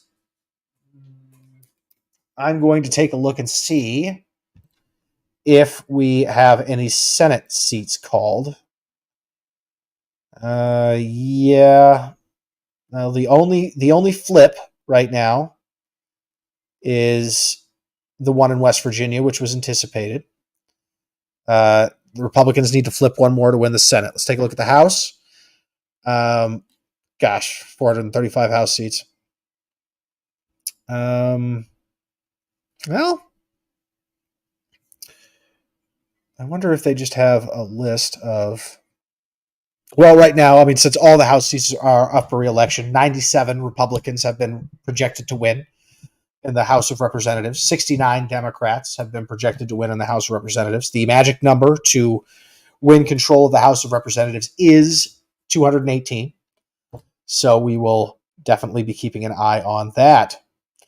Let's take a look at other guests who will be coming in. I will be joined shortly by. I have to take a look at my list. In 20 minutes, I'm going to have Christina Elliott come on, who's running for commissioner in District 2. And then I'll have David Adams. So I will take a real quick break so I can go say hi to the family and friends because we're going to be staying on all night. I'm going to take a quick break and I'll leave this screen up to show where we're at on the election. And I will be back for my further interviews. I'm going to have Christina Elliott and David Adams of the GOP of Island County. And then we're going to have Tim Hazlow, the ICRP chairman. And then we're just going to focus on results because 8 is when our cutoff is. 8:15 to 8:30 is when we expect some local results and hopefully an idea of who won. So we will take a quick intermission.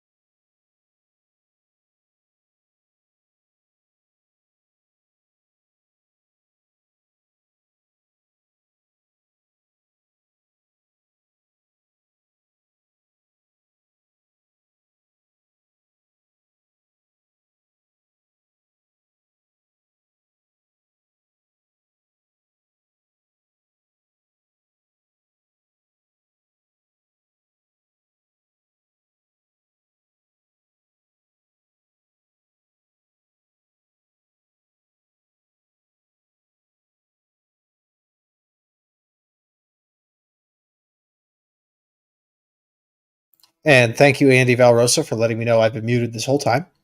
Anyway, I was just stating that the New York Times now projects a 71% chance of a Trump victory, but not a single battleground state has been called. So I don't know why they're that far into Trump.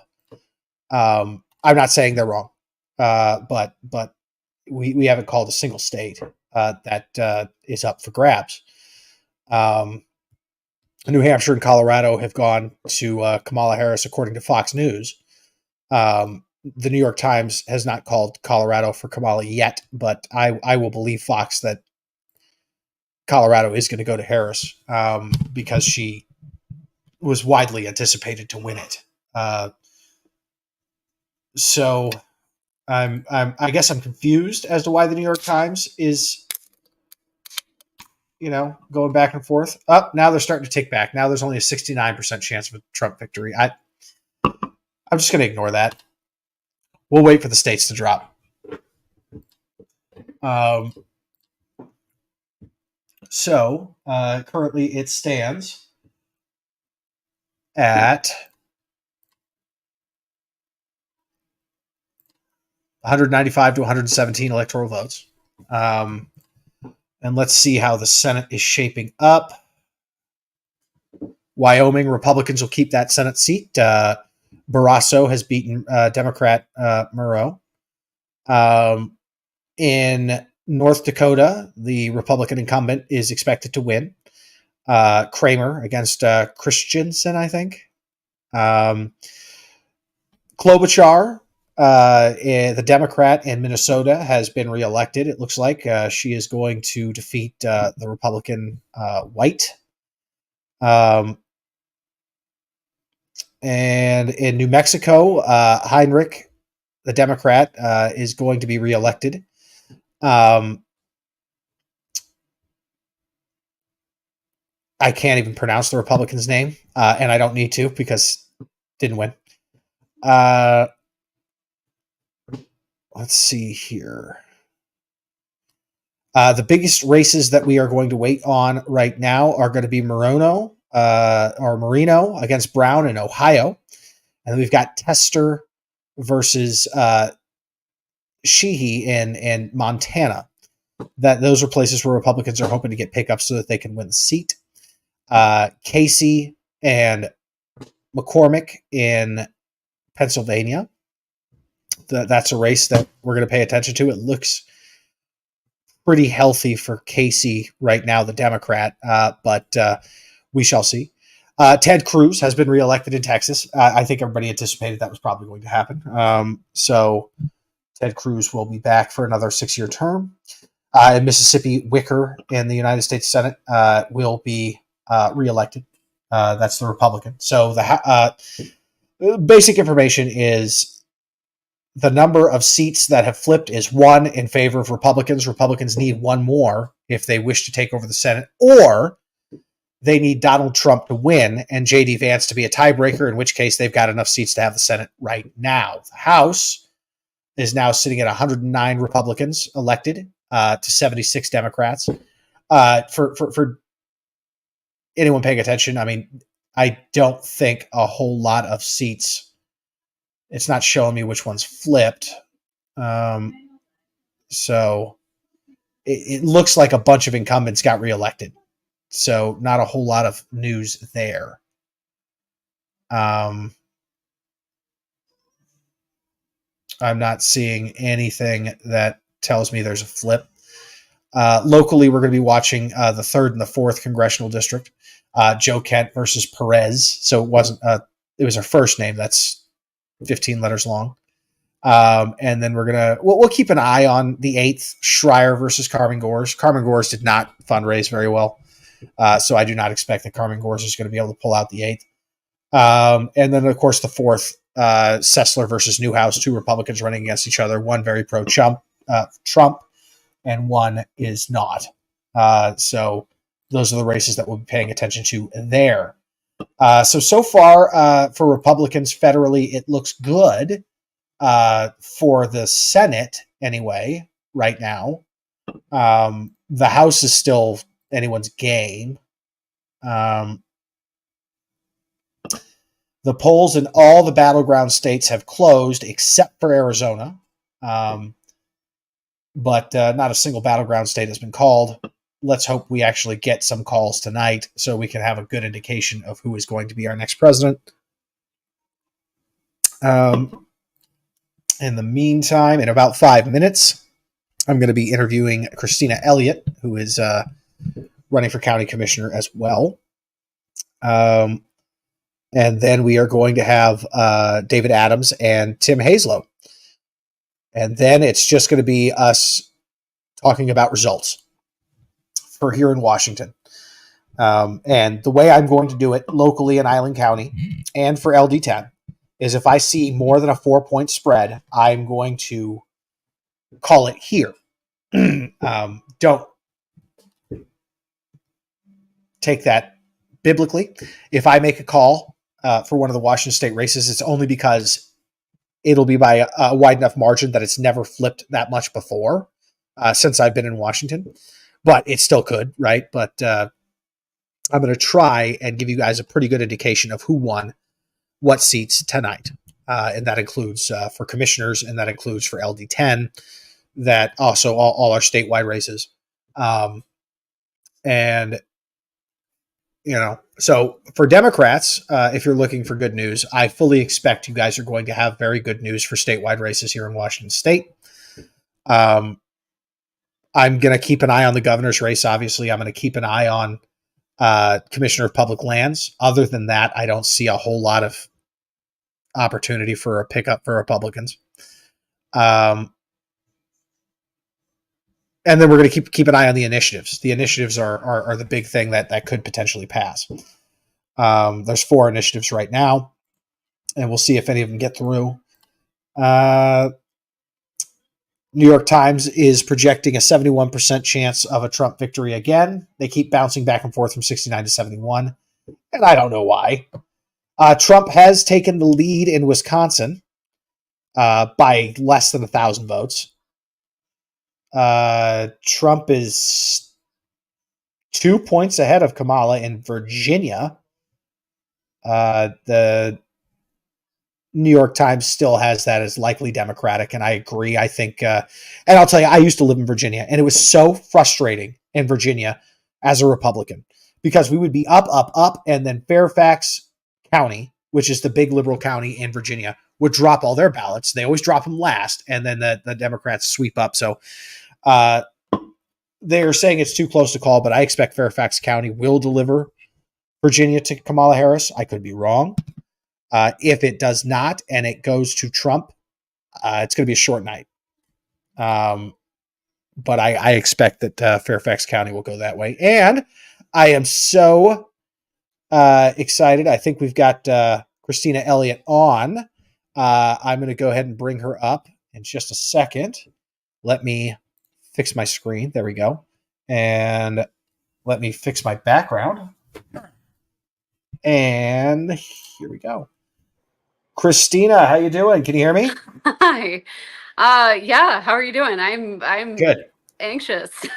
Yeah, no, so we've got tonight is the night. We should hopefully have a pretty clear indicator of who won at around 8:15, 8:30 is when we're expecting some numbers. Island County sometimes takes a little longer.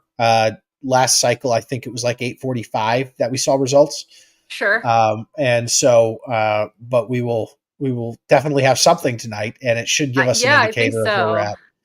So the way I'm determining it, based off all of the past elections that I've seen, is I've never seen someone overcome a 4-point disadvantage. So if one of you is up by 4 points, I'm going to tentatively call it.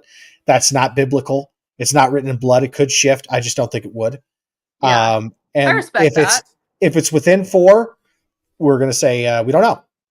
Sure. We'll say who's in the lead, but we only get 1 drop. It does not update, and so we have to make all the determinations based off the information that comes to us tonight. I'm glad you said that because I would have, even if I knew that, and even though I know that, I probably will keep refreshing just in case. Yeah, no, don't bother. Times. Once you see numbers, those are the numbers in Island County. Don't refresh again. Come back tomorrow at 5 p.m. and you'll get new numbers.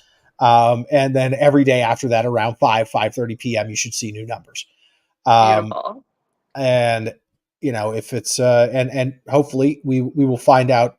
We all want to find out early who won. It's best for the candidates. It's best for the people to know who the heck won as quickly as possible. So I spoke to Maurice Shimada today, as well as several other candidates, including Clyde Shavers, and none of them would tell me how they really feel how their election is going. So I'll ask you, how do you feel the election is going, and what are your plans if you should win your race?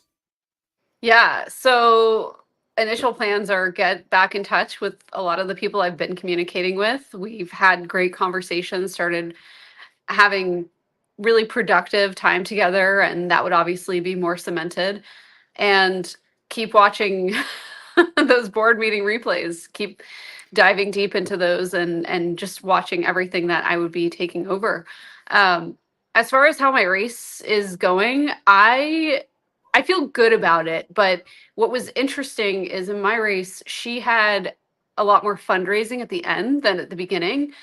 So we'll see how that plays out, because she made a big push, or she got a big push of fundraising at the end. And I did see her capitalize on that with some advertising in the paper and things like that. How much sway that has, I'm not sure. We ended up, I say we, it's me.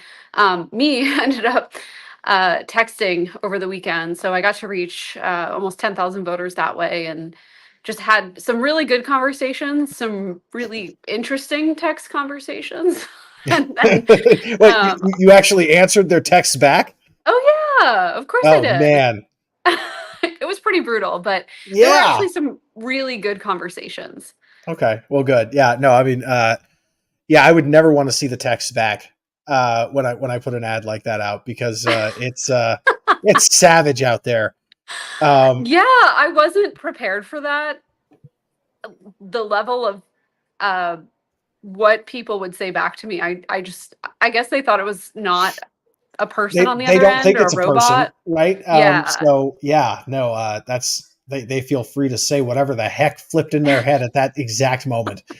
And now it's something they probably never say to your face, but no, exactly. But it actually led to some really good conversations, because they would say something really nasty and I would be myself. Oh, I'm sorry you felt that way, and here's a little bit of information or whatever if they asked about something.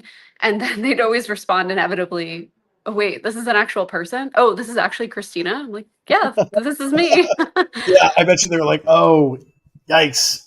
Whoops. Nobody actually expects those to be a real person, because we get 15 a day. If you're a Republican, you get 15 a day from Donald Trump. I got a couple from Ted Cruz in Texas. And, I know Ted Cruz is not monitoring that. I know Trump is not monitoring it. And I know Democrats are getting all kinds of texts from Kamala Harris's campaign. And yeah, you saw that meme. Yeah. Which one? I've seen a lot. The one that was like, oh shoot, I forgot to send you $30. Can I spot you now, girl? Or something like that. Yeah, no, they do. They do different stuff. I remember getting one text message from the Trump campaign that said, hey, we realize that you forgot to do your part as a patriot, but we're giving you an opportunity now. And I'm like, oh, dang, they hit me in the Patriot card. Right. But yeah, no, I mean, people are so used to getting those texts and not having a real person on the other end. So the fact that you were actually on the other end, I feel so horrible for you. So I can just imagine the responses back are just savage, especially if you don't think you're talking to a person. Yeah. But I mean, so that's what I focused on a lot in the last week, or at least over the weekend. And then the last week before that was just doorbelling, talking to voters, sign waving today, because it's too late today to really do much, except for some optics type stuff. And then tomorrow, I mean, we've had a lot of wind, so I'm kind of eager to get those signs down before they turn into highway litter or something. Well, yeah, before they end up in Everett. Yeah. So,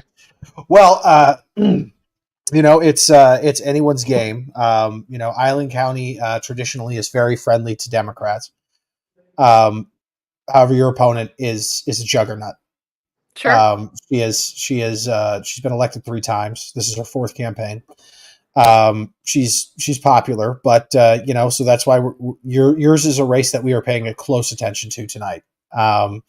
And so you're probably going to a party tonight, I imagine. I am actually at an event right now. It's with a different Dem association, and so they're hosting us as candidates and some of the other local leaders and things like that. So yeah, I'm actually Who close else to there? you. What's that? Who else there? Janet's here. Rick, Clyde. I don't think Suzanne's coming. Oh. Well, I spoke to Bene. Clyde today. Yeah. I spoke to Clyde today. I can never get a hold of Janet. I wanted to get her on as well, and same as Ron Mazal, but Ron Mazal is also tough to pin down. He's got a busy schedule. Both of them keep very busy. That's another race that's going to be really big. The amount of money spent on that race is just amazing. That and the District 1 commissioner race. I was really proud of Marie to raise that much, but dang, that is a high dollar race at this point.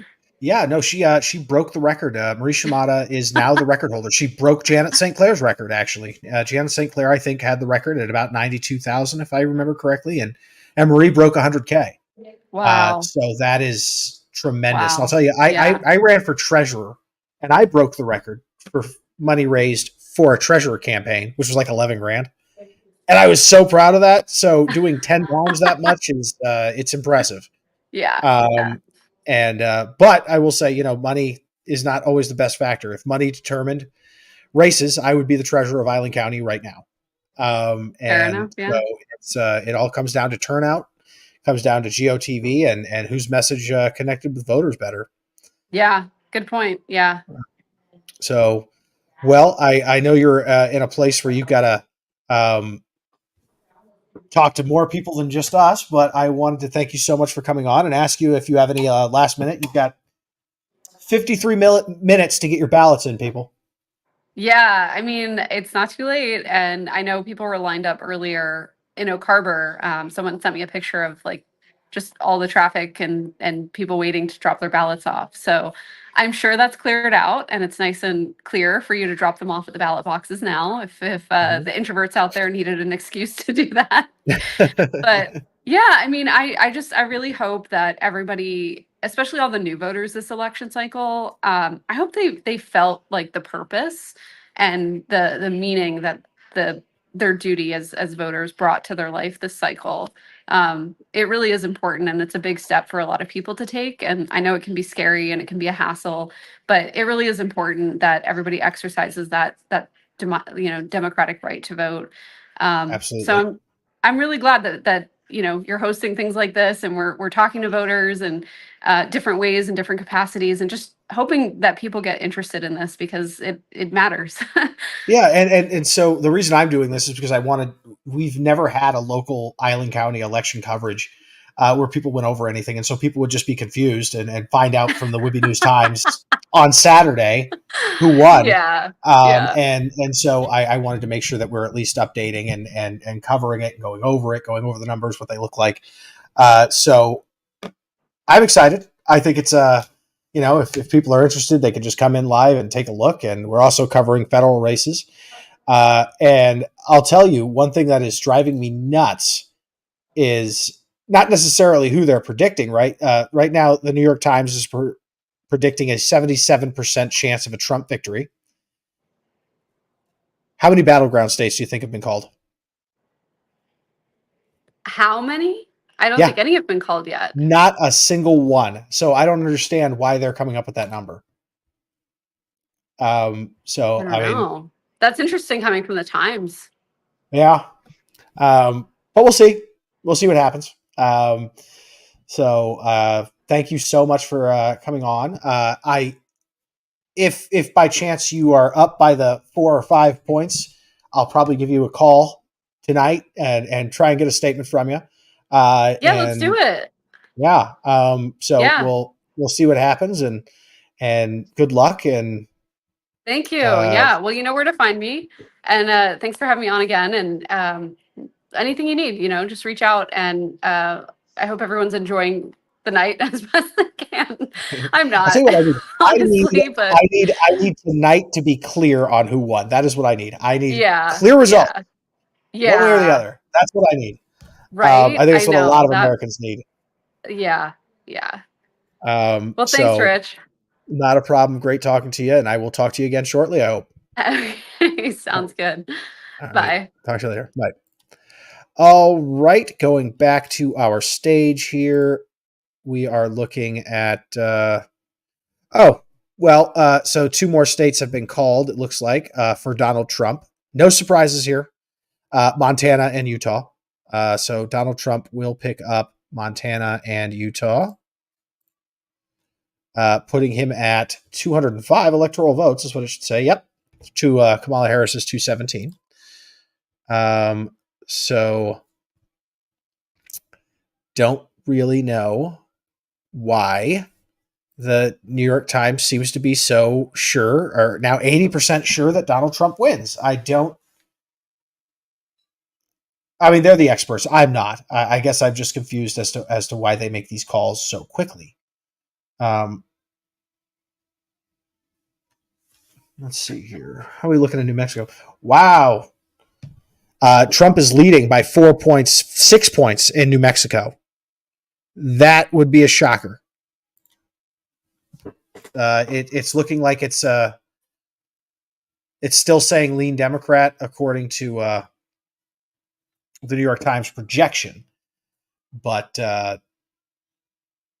that is not what I expected. I did not expect Donald Trump to be picking up New Mexico. Just for perspective, Donald Trump right now, with the same amount of percentage votes in, no, that's not true, but Donald Trump right now is up the same amount in New Mexico as he is in Kansas. Donald Trump is up in Iowa, so that odd outlier poll that showed Kamala up by 4 or 5 points, I think we can go ahead and call it what it is, an outlier. And Michigan is tightening up. Kamala Harris still enjoys a 19,000 vote lead, it looks like, but only 19% in, so a lot more work to be done there. Donald Trump is ahead in Pennsylvania by 50,000 votes, which is crazy close. Nope, it just went away. Now he's up by 75,000 votes. So still considered a toss-up. Donald Trump is still up in Virginia with 70% reporting in. So, yeah, you know what's not reporting in, guys? It's Fairfax. Okay, Fairfax always comes in last, and that should give it to Kamala. As a former Virginian, Fairfax, I hate you. You always come in last, and we can't make a determination without your votes. So, and then in North Carolina, Trump is, North Carolina and Georgia are looking very Trumpy. So it looks like those are 2 states that Trump absolutely had to win, and it looks like Trump is on track to win them. Kamala Harris is up in Michigan. Kamala Harris is up in Wisconsin by less than 2,000 votes, so that's anyone's game. Kamala Harris is up by a wide, only 2% reporting in Minnesota, but we expect her and her vice president, who is from Minnesota, who is the governor of Minnesota, to deliver that state to her. That is the one state that didn't even vote for Reagan in 1984. So I expect that Minnesota will keep its record of being blue. But we don't know. Only 2% reporting in. Looks like polls have closed already in Oregon. I didn't know they closed an hour before us. And Donald Trump is up with 71% of the vote in Oregon, which is ridiculous. That clearly tells me we need a lot more votes to come in, because he's not winning Oregon, guys. It's not happening. Not in the cards. So we will stay on top of that. So very soon I should be talking with David Adams from GOP of Island County. And he will be on. He's scheduled. Oh, never mind. That's another 15 minutes away.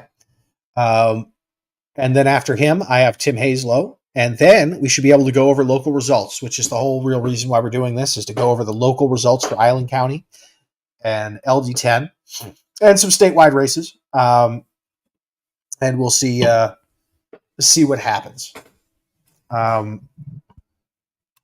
But right now, the big news is the federal races. Let's jump to the House of Representatives, the federal House of Representatives, that is. Republicans have won 123 seats. Democrats have won 83 seats. It looks, again, I think Republicans have flipped 4 seats last I checked. It could be more than that. But not seeing a whole lot of change here. The magic number, of course, is 218 to control the House. Republicans seem to be, I'm not seeing anything that says they won't retain control, but we've got a lot of country left to cover on these House races. So as for the Senate, still everything's going about as planned. We expected Republicans to flip West Virginia, and West Virginia has gone Republican. Manchin's old seat, a Democrat who kept that seat forever, has been replaced after his retirement with Justice, a Republican. So the Republicans will have that seat, and they'll probably keep it forever. West Virginia is reliably Republican. So my friend Larry in California, he used to live here. He was a would-be resident, is saying he's calling it for Trump. I think it's way too early to do that, Larry. Way too early. We have not seen one battleground state get called. Not one. So I'm not calling that. I'll tell you that much. I would say things look okay for Trump right now.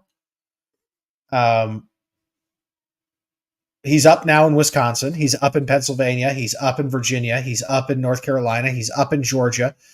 He's down a little bit in Arizona with 51% of the votes in. But they're saying it's leaning R, which tells me that they've already counted Maricopa County.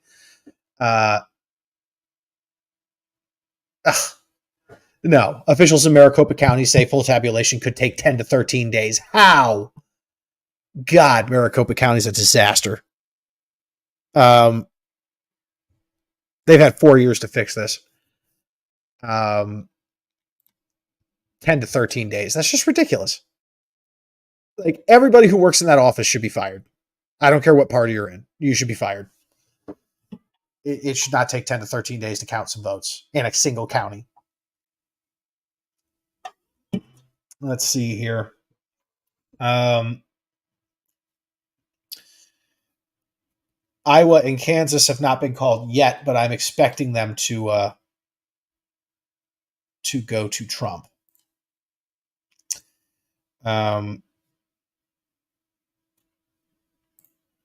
Oh, I'm wrong. Kansas was called. Kansas has been called for Donald Trump. So Kansas is now in Trump's column. Iowa. So Fox News projects that Kansas will go to Trump, which I'm going to accept because we all expected Kansas to go to Donald Trump, and the numbers look good for him. The New York Times has not yet called it for Trump, but they are saying it's leaning heavily Trump. So yeah, so far we still don't know anything, and I am so happy to be greeting my friend David Adams. I see him in the lobby. Let's see if I can bring him in. David, can you hear me? I can hear you. How are you? Great. This is David, who is the chair and CEO, or what's the title? Chairman of the GOP of Island County, and wanted to bring him in to talk to him a little bit about the results we're looking at right now. The only thing we've got is federal. Yeah. No state results in yet, not until 8. We expect those results to drop at 8:30. Yeah. And so, but federally, it's looking okay for Trump. The New York Times seems to think there is a 78% chance that he becomes the president, and not a single battleground state has been called. So I'm wondering why they're saying that. Well, they run a lot of very sophisticated algorithms and programs, and so they can make that based on what they're seeing and data they're getting on on the ground from exit polling. Yeah. So we will see what happens there. I don't want to give anyone's hopes up or devastate people, depending on what side of the aisle you're on. We don't know. It's looking okay for Trump based off the numbers, but anything can happen in this country. David, you know that. I know that. We've seen wild stuff. One thing that is of interest to me right now federally is the state of Virginia. They still have not called it for Kamala Harris. Donald Trump right now leads with 49.5% of the vote. He's up by about 27,000 votes. No, I got that wrong. He's up by about 16,000 votes. Well, if that holds, and it won't. The margin in Pennsylvania holds, the margin in Pennsylvania might hold. But Virginia, I know Virginia. I used to live in Virginia. Frickin' Fairfax County, very blue. They just sit on their ballots. Just sit on them. And then they turn them in at the end of the night. They've been doing this for 20 years, David. It drives me nuts. So I expect right now, if it's still close, Kamala's going to pull ahead. But I don't think Trump was counting on Virginia in his strategy.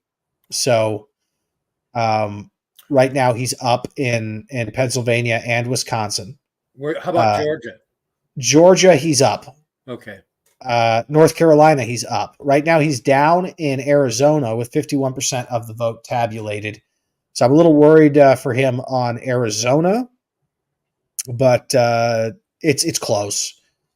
We're talking a spread of 16,000 votes. And Maricopa County is a pretty blue county. They're saying it's going to take 13 days for them to fully tabulate. I mean, Maricopa County is a disaster. So to everyone in Maricopa County, your elections are a joke to this nation. So everybody else can count. King County has a lot more voters than you do. Okay. Come on, Rick, and they really can count. So, Arizona, fix yourself. But anyway, so that's what we're seeing. Republicans have flipped one Senate seat in West Virginia. If they flip one more and hold on to their current seats, they take the Senate. Yeah. Or if Trump wins, they've got the Senate right now. Yeah. So, and the House, it's a little harder to find out how many seats have flipped. I'm trying to find that data. Last I saw, it was 4 seats in favor of Republicans. 4 additional? So 4 Democrats who are incumbents have lost their jobs to a Republican. All right. But it doesn't say how many Republicans have lost their jobs to Democrats. Last I saw, here we go. House. Okay. So I'm trying to look at the flip based off the color map. There's not a whole lot of flips. This is a good night to be an incumbent.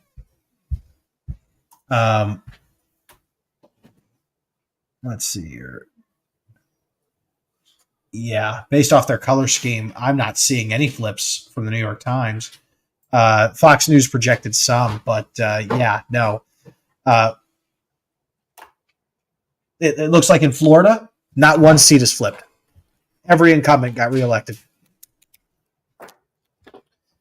And they've all been counted. So, yeah, no, being an incumbent in the House has its advantages.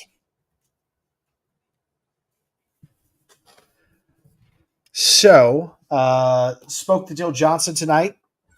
She's confident but nervous. Talked to her opponent. I spoke to Melanie Bacon, Marie Shimada, Clyde Shavers. We spoke to Raul Garcia from the Senate.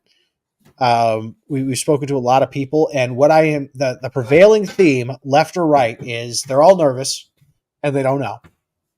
And so, well, it's early yet, you know. Yeah. Oh, we don't have a single vote tabulated yet. That's been released. So yeah, I mean it's tough to gauge, but we are hoping to be able to make some calls tonight. So let me ask you: are you seeing anything on your end?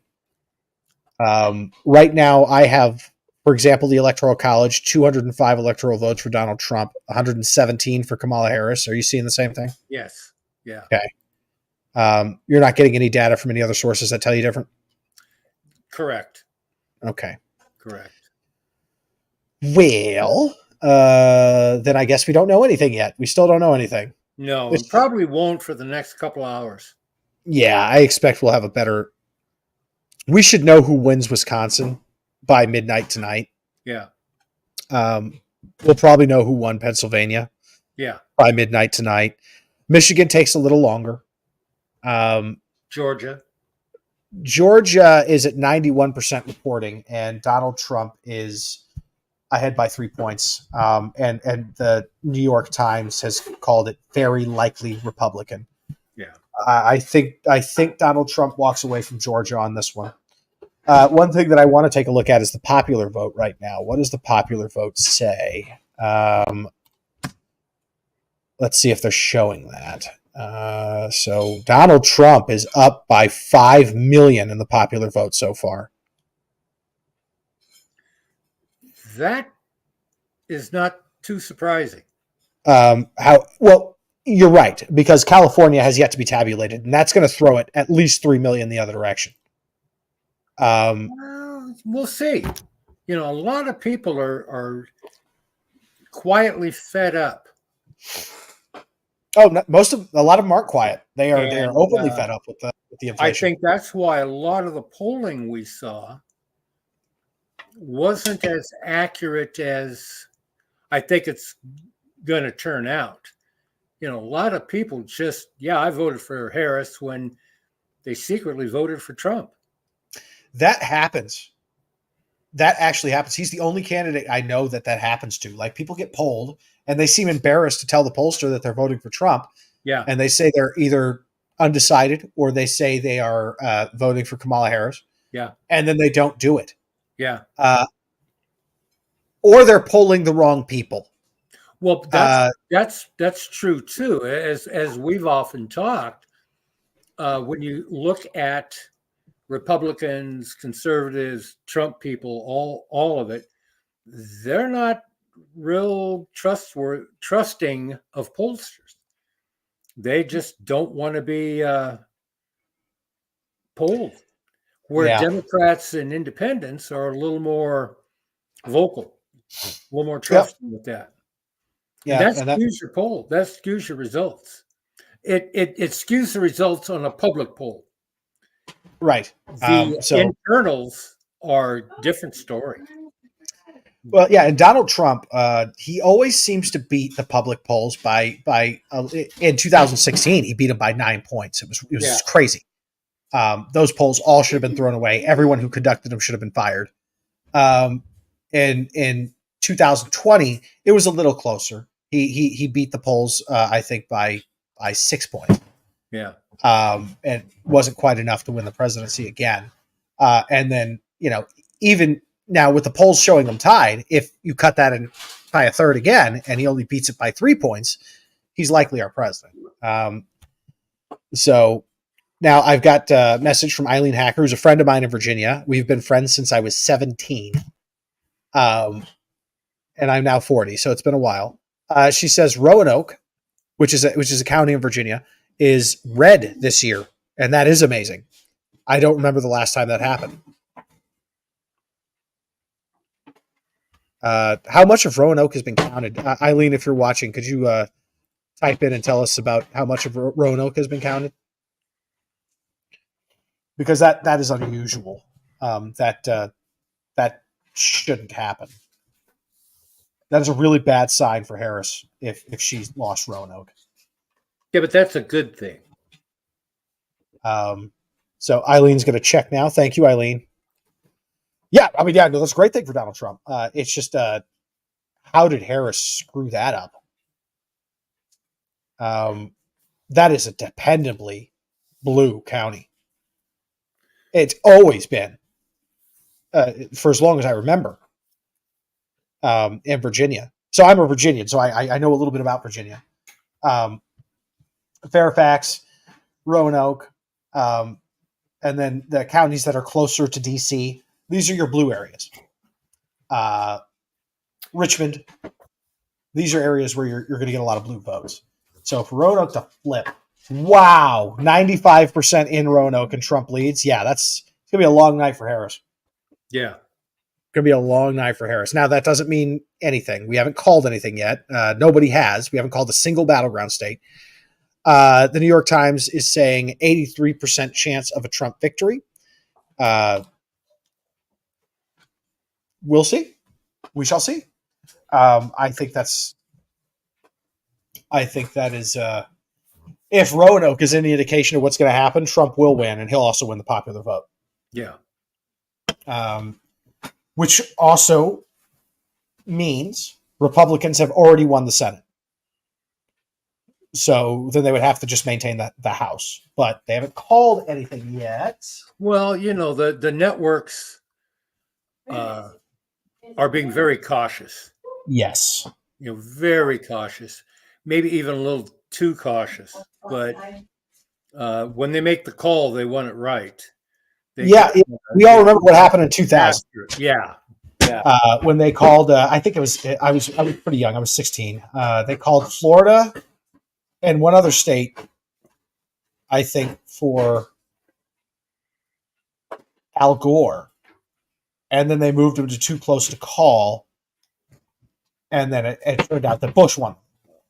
Hey, I was down in Tallahassee working in politics during that. Yeah. And what was the spread when they finally was all said and done? Was it like 300 votes? Something like that. I think it might have been a little less. That's insane. Yeah.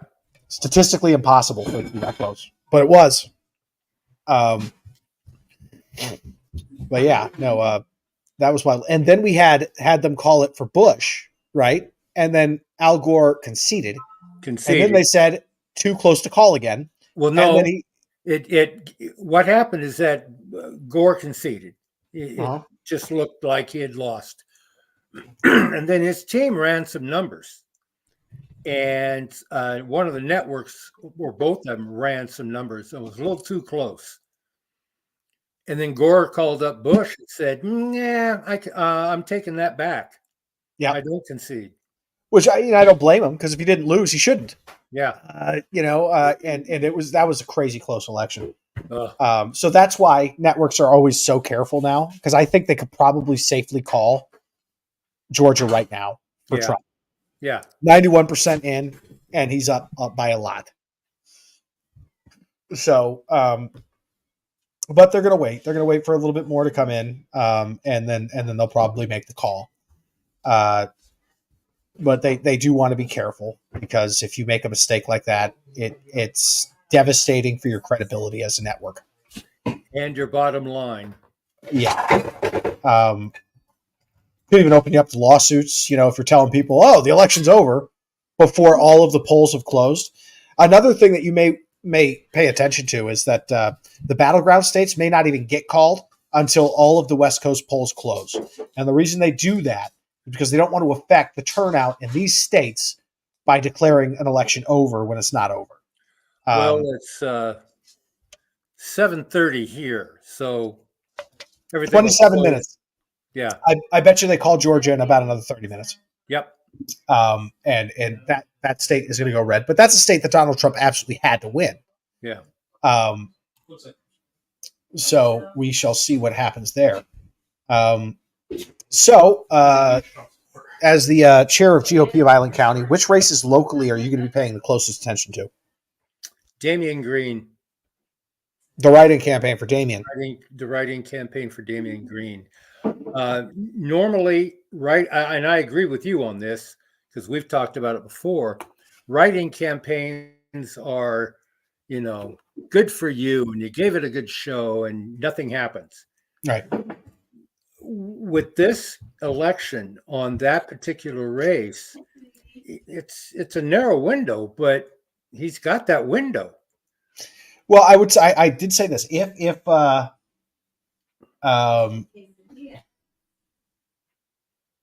all the Republicans in Island County voted for Damian Green and wrote him in, he'd win.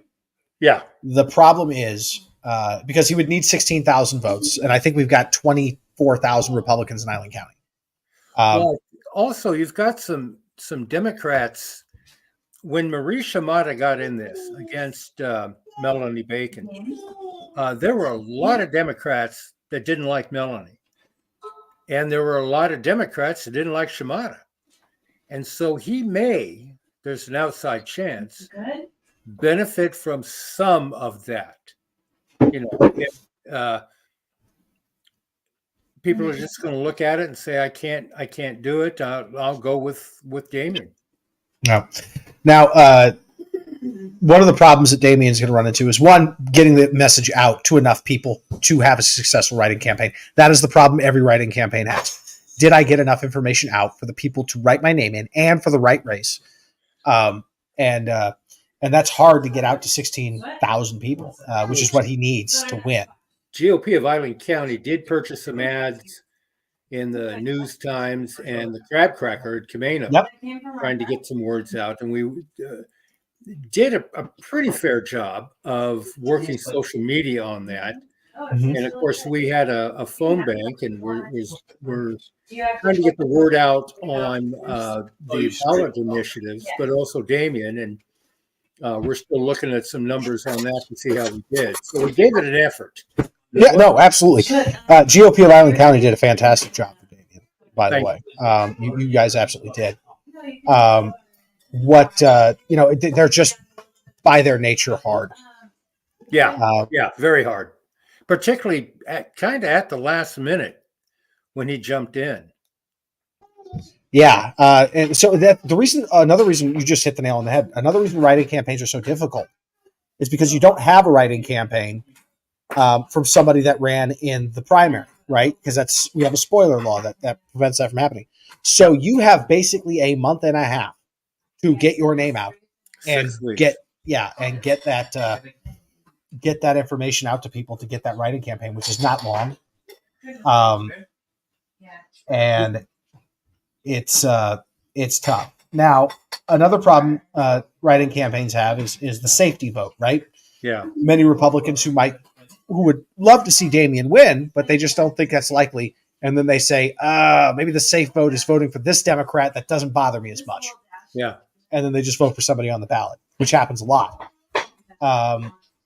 So, we'll see. That would definitely be a shocker. That would be the local story that would make statewide news. That would make statewide news. Yeah.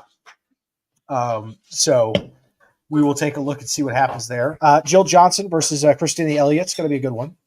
I think Jill's going to do well with that. Okay. Ron Mazzal versus Janet St. Clair was the most expensive one in Washington State. Yeah. I think Ron will pull that out. And people I've talked to feel the same way. It'll be tight, but they think he'll pull it out. Yeah. So when we saw the primary results, because the primary is usually a pretty good indicator of the general, the primary was very, very, very, very close. Yeah. So it's not really a great indicator, except that it's going to be a close race. Now, Ron Mazzal ultimately had more votes than Janet, but if you counted the Democrat from Camino's votes towards Janet, she would have been in the lead. However, I believe the Democrat from Camino has endorsed Ron Mazzal. Yes. So I don't know if that has an effect.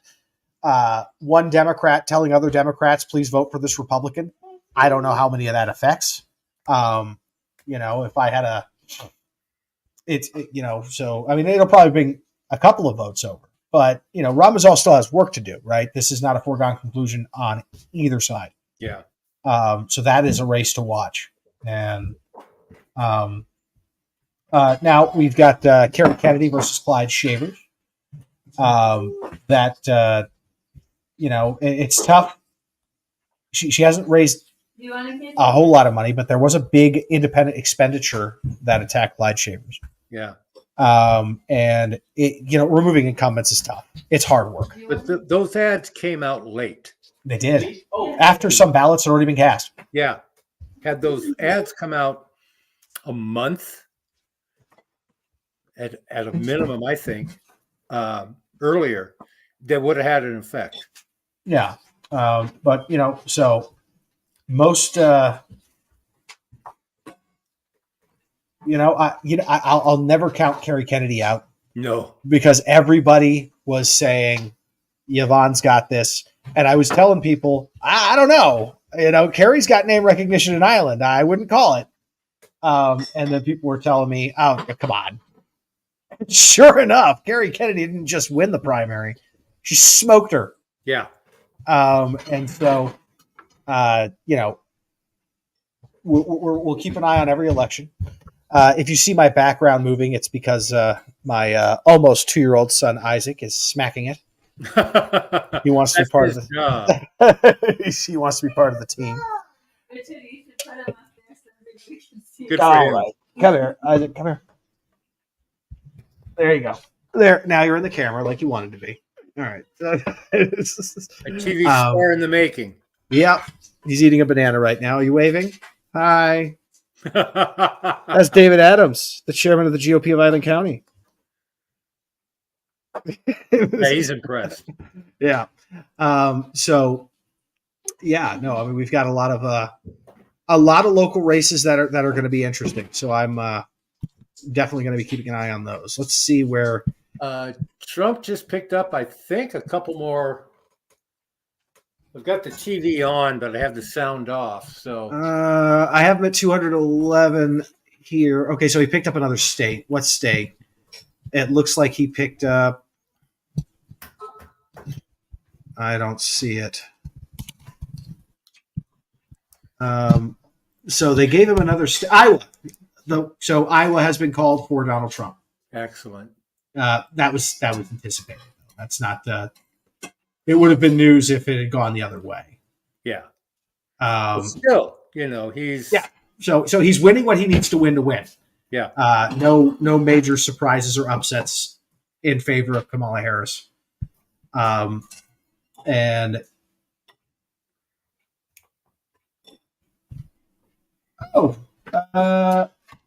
See here. About an hour ago, Newsmax called Republicans picking 3 House seats. Okay, so it looks like we flipped 3 House seats, which means we are on track for Republicans, since they're already in the lead, for Republicans to maintain the House and potentially pick up some seats. Excellent. How do you see the Reichert campaign for governor? I would very much love it if Reichert won. I don't see it. I hate to say it, but I see that as kind of a blowout. I think Reichert could potentially get 47%. Really? He didn't have any money. Very little TV, if any, that I saw. Right, and then of course we had the bitter primary. Yep. Disastrous county convention. Yeah, and I'll tell you that cost us. People don't understand what the cost of that was, which is why I hope we never do endorsements at a county convention again. Well, so, the National Governors Association, the Republican side, looked at that convention and said, "Nope, we're not going to give you any money." They were about to give Dave Reichert $5 million. Now, would that have flipped the seat? I don't know. Would have helped. It could have made what that convention did was convince people not to. And if you supported Semi Bird, I'm not saying anything negative about you. What I'm saying is I don't think it's the party's job to pick winners and losers. Just have a primary. Yep. Have a primary, get behind the winner. So local parties can endorse. That's fine. But the state party has to stay neutral until after the primary. I'll be honest with you. Of course, I'm not a PCO anymore. Didn't even try to win my race to PCO. I was done. And I hope the person that replaces me has a great time. I really wish him well. But I don't even think county parties should endorse. Until I've heard that argument too, where county parties should also just wait for the for the results. Now, I'm a little bit more lenient with county parties, and the reason for that is because I want the counties to have their voices heard. Right? If there's a massive influx of support from a county party, the county party should be able to have a little bit more freedom. The state party has a different job, though. Yeah. The state party's job is to support whoever the candidate is. It is also to build a brand on which their candidates can run on and raise money. They have failed at all of those. If, as in this state, if you've got 20 counties, going with Byrd, really pushing for Byrd, and that was their right. Absolutely. And you've got the other counties pushing for Reichert, which is their right. Mm-hmm. It makes it tough at a convention for the state party not to endorse, because it's those people representing their county that makes the choice. They Yeah. can force the vote. They could. I would like a rule where they can't that require a high percentage vote. Although even if we had that rule, I think Semi Byrd got about 75%. So even if we had that rule, he would have gotten that endorsement. Yeah. I think that was a failure, one on Dave Reichert's campaign to quickly get out to the PCOs and let them know how serious his campaign was and what his plan was. I think that was also a failure of some of our leadership to allow it to go down. And, we never endorsed before. So, I understand the reasoning for why we decided it was a good idea this time. We wanted to try and knock out potential opponents to have a clear primary field so that we could focus on our candidates and go straight forward. I don't even think I understand the logic. I don't think it's healthy. And I'll tell you why I don't think it's healthy. That primary shows us how you can campaign. It cuts your teeth. Iron sharpening iron, right? And it gets you in the mentality you need to be in the general. I will say this. I think Washington State's primaries last too long. I think we should have a primary in June or July, like most states, instead of August. But, that would take a lot of elected people voting to change that, and I don't see that happening soon. No. But we have to live with what we got, so we have to go through these primaries, and I think that's what we need is somebody to run for governor who's so good and so clean that he can sweep the primary, and the RGA wants to invest right away, and that the PCOs like. We got to find somebody who can be likable with the PCOs. Reichert made a huge mistake in just ignoring the local parties until it was too late. Well, yeah. In this state, you have to appeal to Democrats and moderates. You cannot just forget your base. No. Can't do it. Well, we've got such a diverse group of Republicans statewide. If you get west of the Cascades or east of the Cascades, very conservative, and not so much on this side. Right. And that's a pretty big division. I talked with one person in particular, you know him, I won't mention him here, who said he's been asked to run for state chair. And this was before Jim Walsh had mentioned it to several people quietly. And I told him, don't do it. Because the one job you're going to have other than raising money is try to unify a party that doesn't want to be unified. Well, eventually we have to find somebody who can do it. And we have to find somebody who can raise money. And the current leadership is not doing that. And that's a problem. Now, I am not hating on Jim Walsh. I like Jim Walsh as a representative. I like him as a guy. I do not like him as a manager, if that makes sense. Yeah. And everything I'm saying as far as his leadership is backed up by the numbers. We raised 2%. 2. The party's broke. They can barely cover salary. They can't cover salary. We've got donors who are basically covering that for them. So it's really bad. And something needs to change, or we're just going to have to run races where the party is just completely irrelevant and ignored. And if the party is going to be that irrelevant where they can't do anything because they're so badly managed, they should be ignored. So hopefully we see some changes. I know my friend Chris Gergen in Vegas.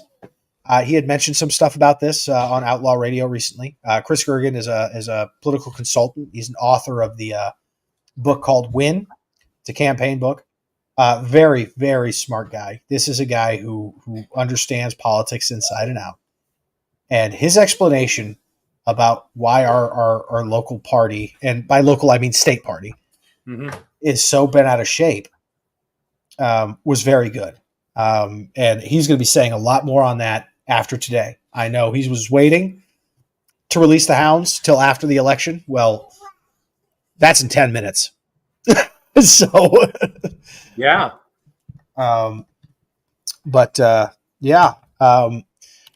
The New York Times right now says an 87% chance likelihood of Donald Trump being elected president. And again, not a single battleground state has been called. However, Trump now leads in all of them, including Minnesota.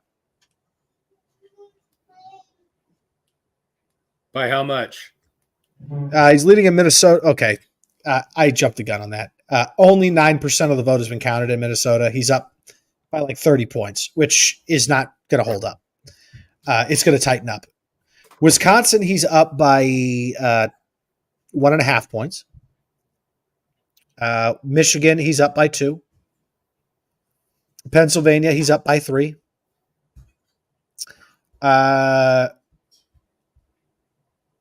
Virginia, Kamala Harris has taken the lead. By how much? 2 points. What about Georgia? Georgia, Trump is comfortably in the lead there with 93% reporting now. Like, honestly, I'm shocked they haven't called it. I bet you they call it in 8 minutes when the polls close. Yeah.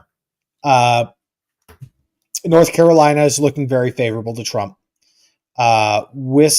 Arizona, I'm sorry, with 53% of the votes in, is super tight. Only 2,400 votes separating them. Wow. Trump leads, but that's close. We'll see. We need some of these states to land somewhere before we can start saying somebody's likely to win. Let's see here. I am really excited. 8 minutes from now, we should see some polls close. And we will be able to see if Joe Kent wins in the third. We'll be able to see the statewide races. Oh, by the way, I need to pull up Washington State election results. Just reminded myself. No.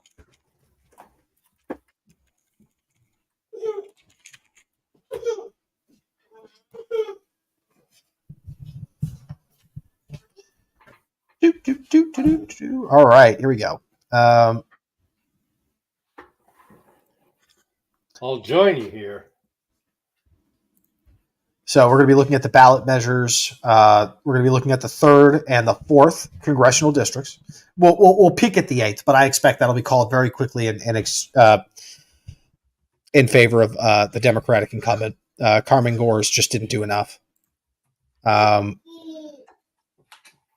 And we will take a look at the governor's race, of course, though I think we both know it's not trending well. And Commissioner of Public Lands, that's a race that we actually do want to pay attention to because I believe Jamie Herrera Butler might actually be able to pick up that seat. And if she does, she will be the only statewide Republican elected on the West Coast. Yeah.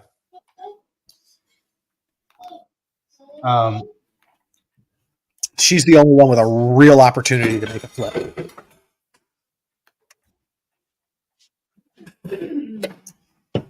So, all right. Well, we'll just wait for some results. David, thank you so much for coming on. My pleasure. I hope I hope you're staying awake because I expect I'm going to be texting you very shortly. A Yeah. lot. No, I'll be up. Okay. I'll be up to the end. So I will. I'll chat with you soon. Thank you, and let's wait for something to happen, I guess. Have a good night. All righty, you too. Bye-bye. Okay, let's take a look. The New York Times now has an 87% likelihood of a Donald Trump victory. Oh, Donald Trump picked up a whole electoral vote in Maine. He got one. So good for him in Maine. What is going on? We'll flip that. Nope. Just the opposite of that. Gosh, this is a complicated machine.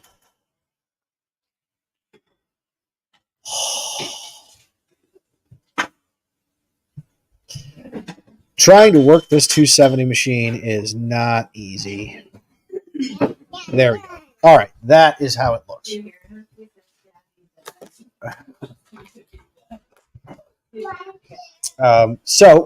Maine has gone for Kamala Harris with the exception of the second district. And I think, thank you, Ryan, who's sitting right behind me. Says it's a great live stream so far. So we are still waiting for something to happen. Now, something's going to happen in Washington in 4 minutes.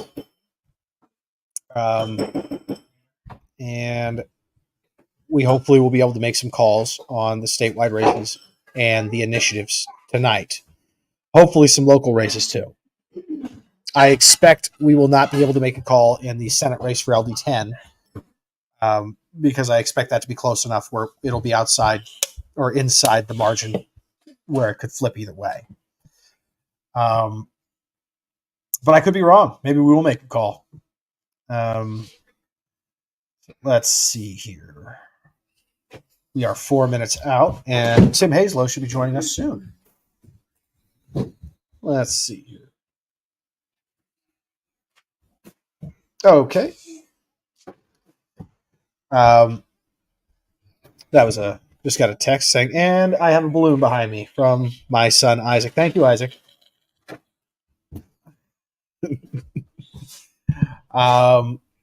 Well, we still are awaiting the polls to close. Polls close in about 2 minutes and 30 seconds here in Washington State, and we should be able to announce some races.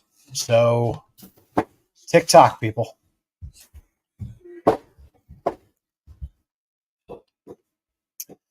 Let's see where.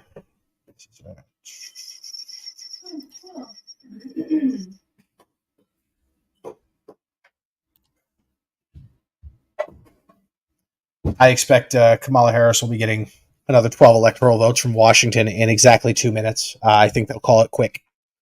But Washington was not one of the battleground states we're looking at anyway. Donald Trump right now is up in Minnesota, Wisconsin.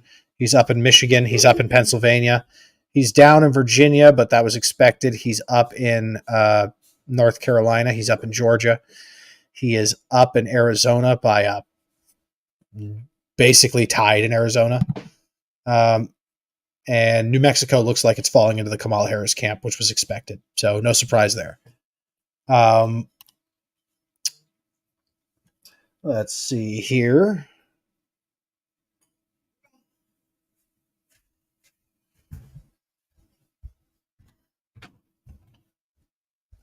All right. We are joined right now by my friend and the chairman of the Island County Republican Party, Tim Hazlow. Tim, how you doing? Can you hear me? Oh, yeah, I got you. You got me all right? I got you perfect. Good. So maybe you can help me out here. I understand it's based off trends.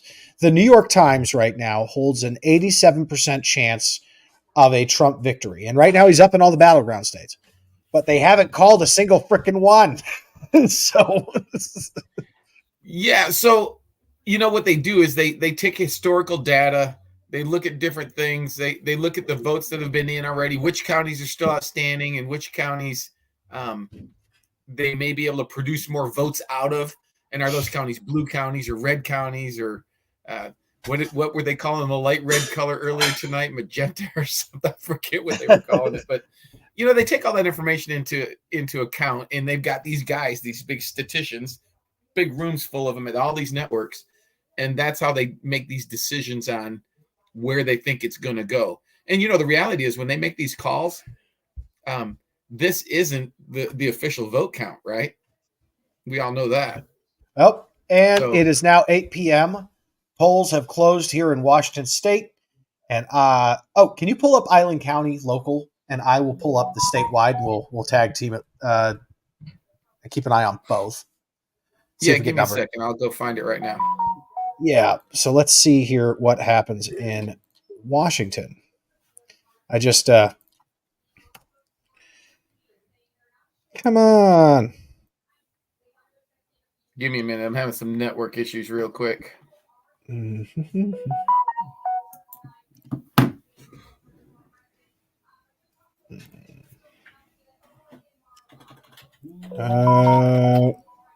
So I'm looking at vote counts right now, and we have exactly 0 votes counted. So as of right now, we have a chance to win.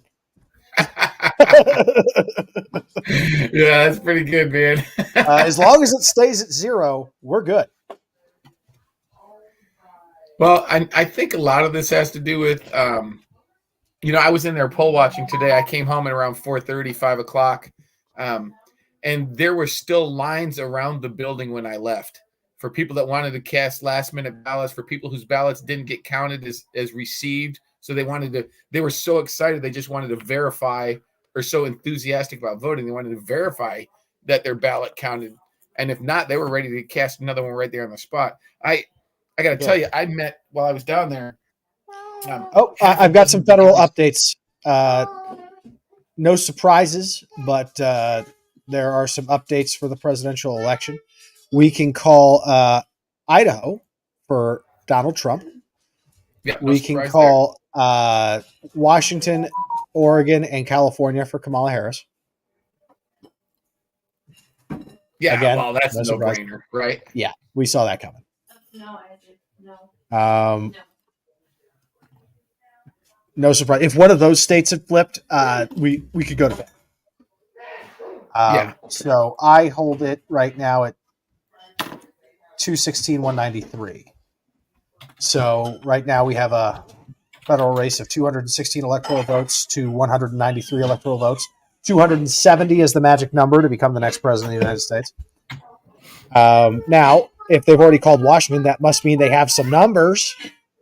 Well, you know as well as I do, Washington is not the fastest state in the union. This frustrates me. Because all our votes are cast early. All our votes are done by mail early. Very few of them come in on the last day. Are you ready for this? The Associated Press is projecting that Kamala Harris wins Washington State. 0 votes have been counted. So 0 votes have been counted. Look, I understand that Kamala Harris is almost certainly going to win Washington State, but at least wait for 10 votes to come in. Well, tell you, I don't know if this is your internet or mine, but are you spotty? Or am I really spotty for you? No, you're not. So maybe it's me. Huh. Am I spotty right now? Check.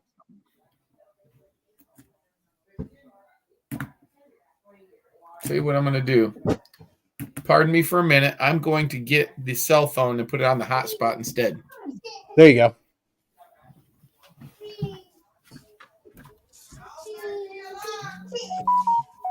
Yeah, we knew.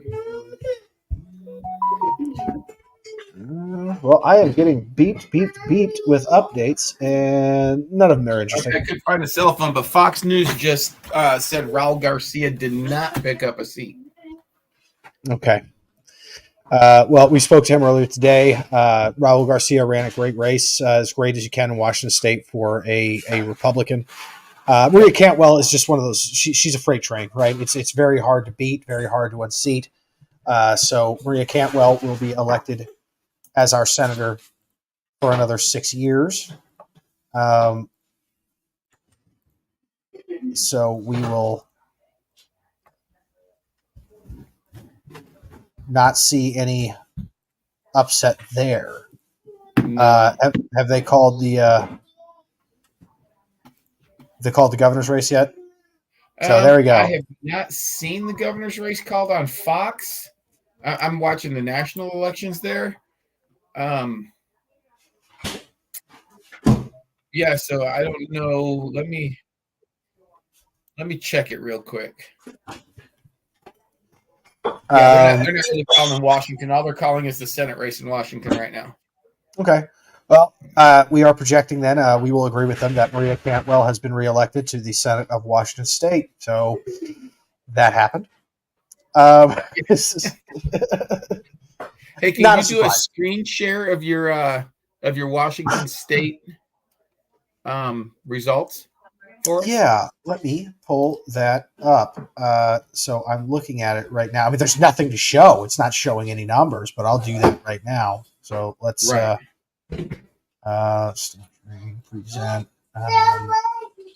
share screen.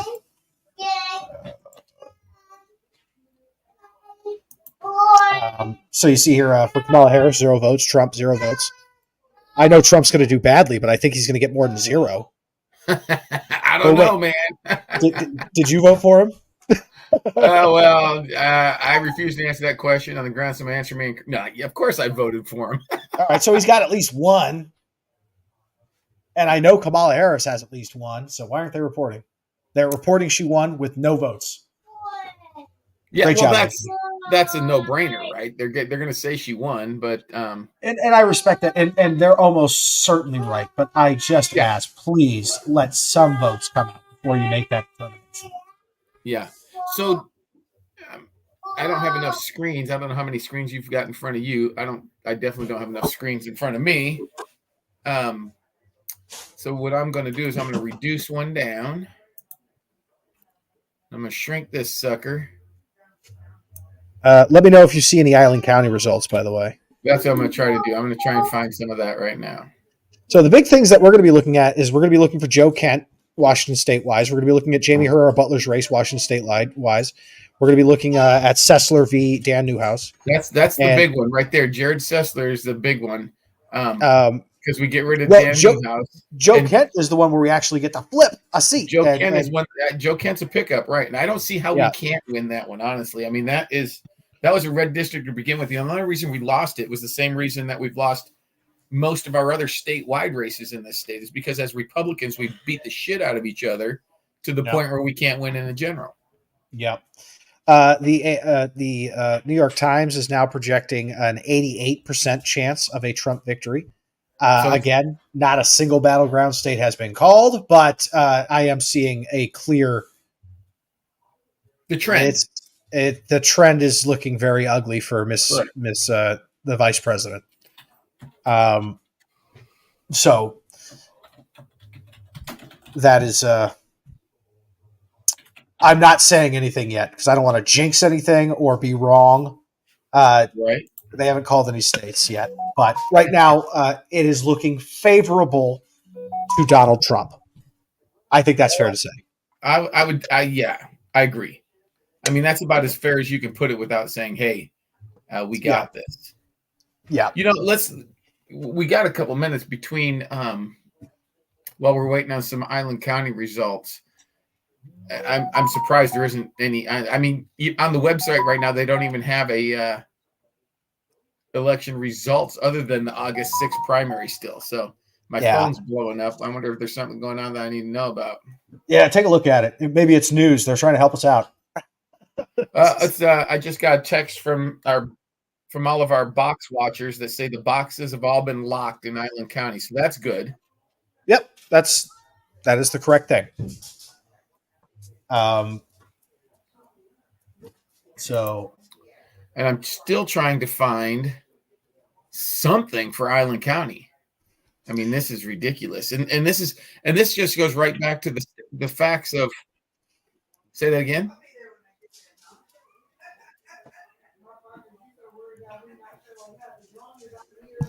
So Vitamin says, meanwhile, Trump is projected to win Georgia and North Carolina. He has declared the winner of Florida and Texas. He's not projected to win yet because they're all projections, right? He is definitely looking good in Georgia and North Carolina. I expect they will call Georgia very soon for Trump. But yes, no, Georgia and North Carolina look very good for Trump right now. I don't see them going the other way.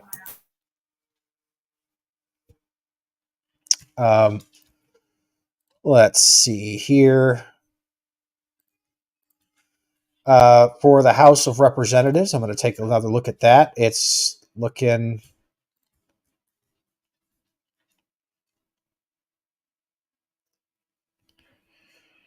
breaking news. The abortion rights measure in the state of Florida has failed.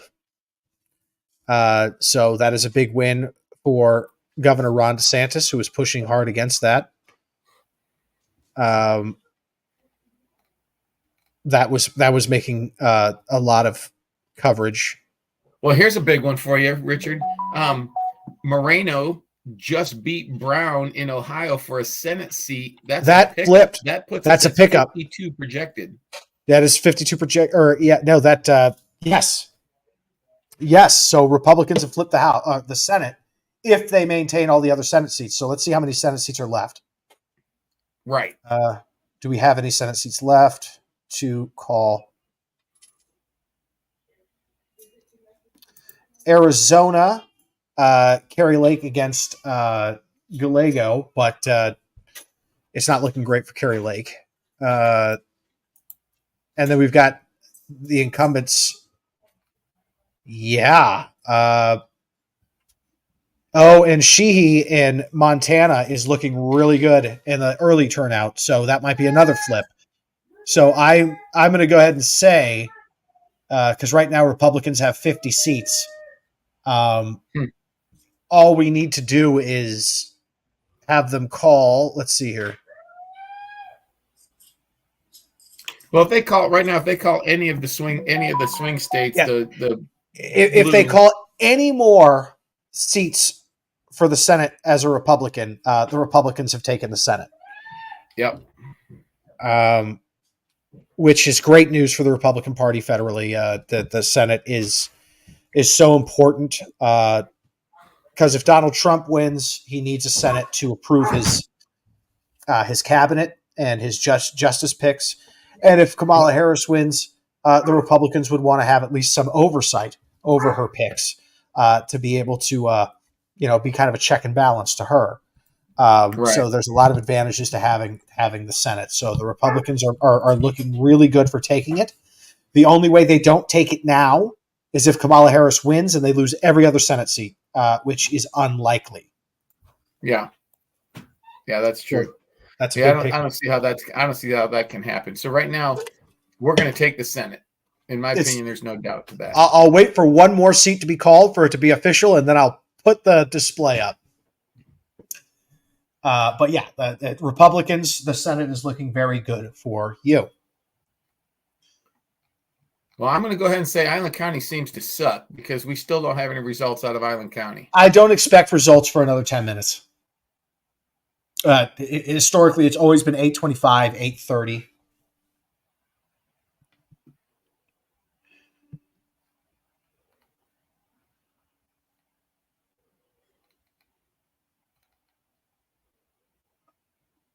So let's see here.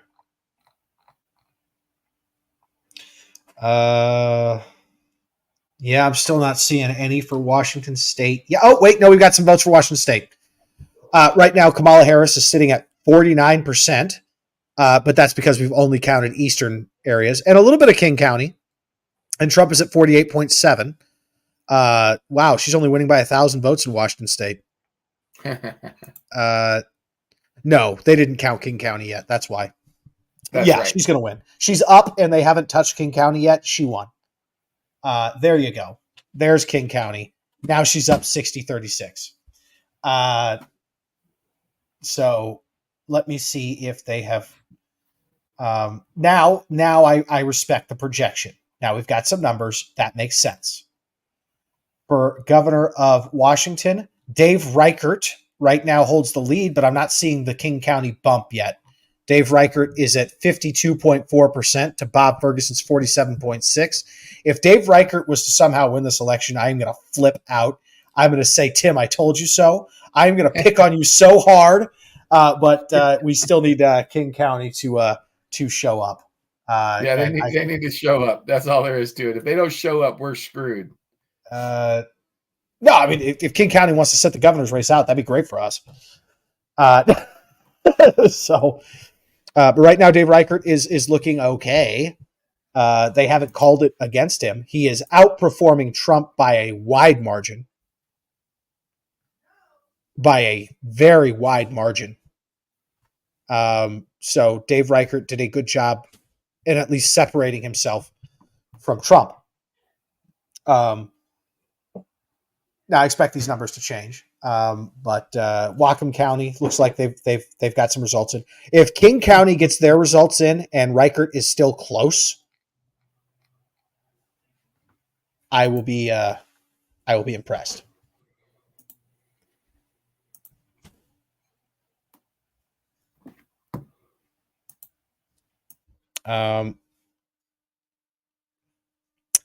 Reichert is significantly outperforming Raul Garcia, I think. Let me see here. Senate, Raul Garcia sitting at 449,000.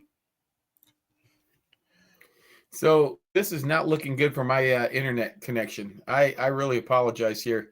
I have Starlink and I have trees that block my evening sky, so the dish follows the Starlink, and so I'm really struggling with this. You hear me okay right now? We hear you perfectly, and you're clear as day. Wow, because I wasn't a few minutes ago. I was in terrible reception. Okay, so Island County has measures out. So number 2066, right now it's losing 50.76 to 49.24. Initiative 2109 is getting crushed 64 to 35. Wow, this is a disaster for Island County. Well, I'll tell you what, I've got statewide races. It looks like right now Washington Measure 2066 is passing to ensure access to natural gas. What is the numbers? 56% yes so far, with 10% reporting in. So that's not nearly enough reporting to get an accurate measurement. Nope. I don't know how 53% of people really want that long-term healthcare insurance program. That's basically just a tax where you get nothing. 2124 was the one I was really hoping passed. And that's the one that's doing the worst. No, the repeal of the capital gains tax is doing the worst. So it looks like all of them are losing except for 2066 right now. Right now, 2066 is holding on strong. So it looks like at least we'll have access to natural gas. Well, I mean, we'll take whatever we can get. Yeah, no, any ballot passing in Washington State, we'll any of whatever these we initiatives can get, but these is a when victory. you look at the Island County numbers, they hold strong. I mean, Washington's a flipping disaster when it comes to politics. Yeah. So let's see if we've got any federal updates for president. No. All right, moving on. Let's see if the Senate. Well, right now, Island County has Ferguson with 57.78 and Reichert at 42. Hey, what does Island County say for the Jill Johnson, Christina Elliott race? So there's that.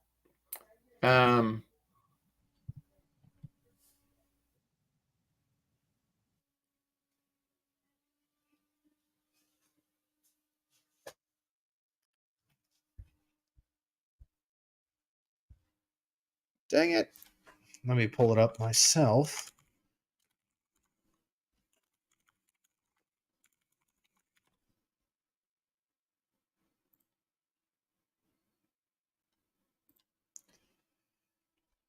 Okay. Let me stop screen. Share screen. All right, Tim Hazel dropped off. He'll come back in.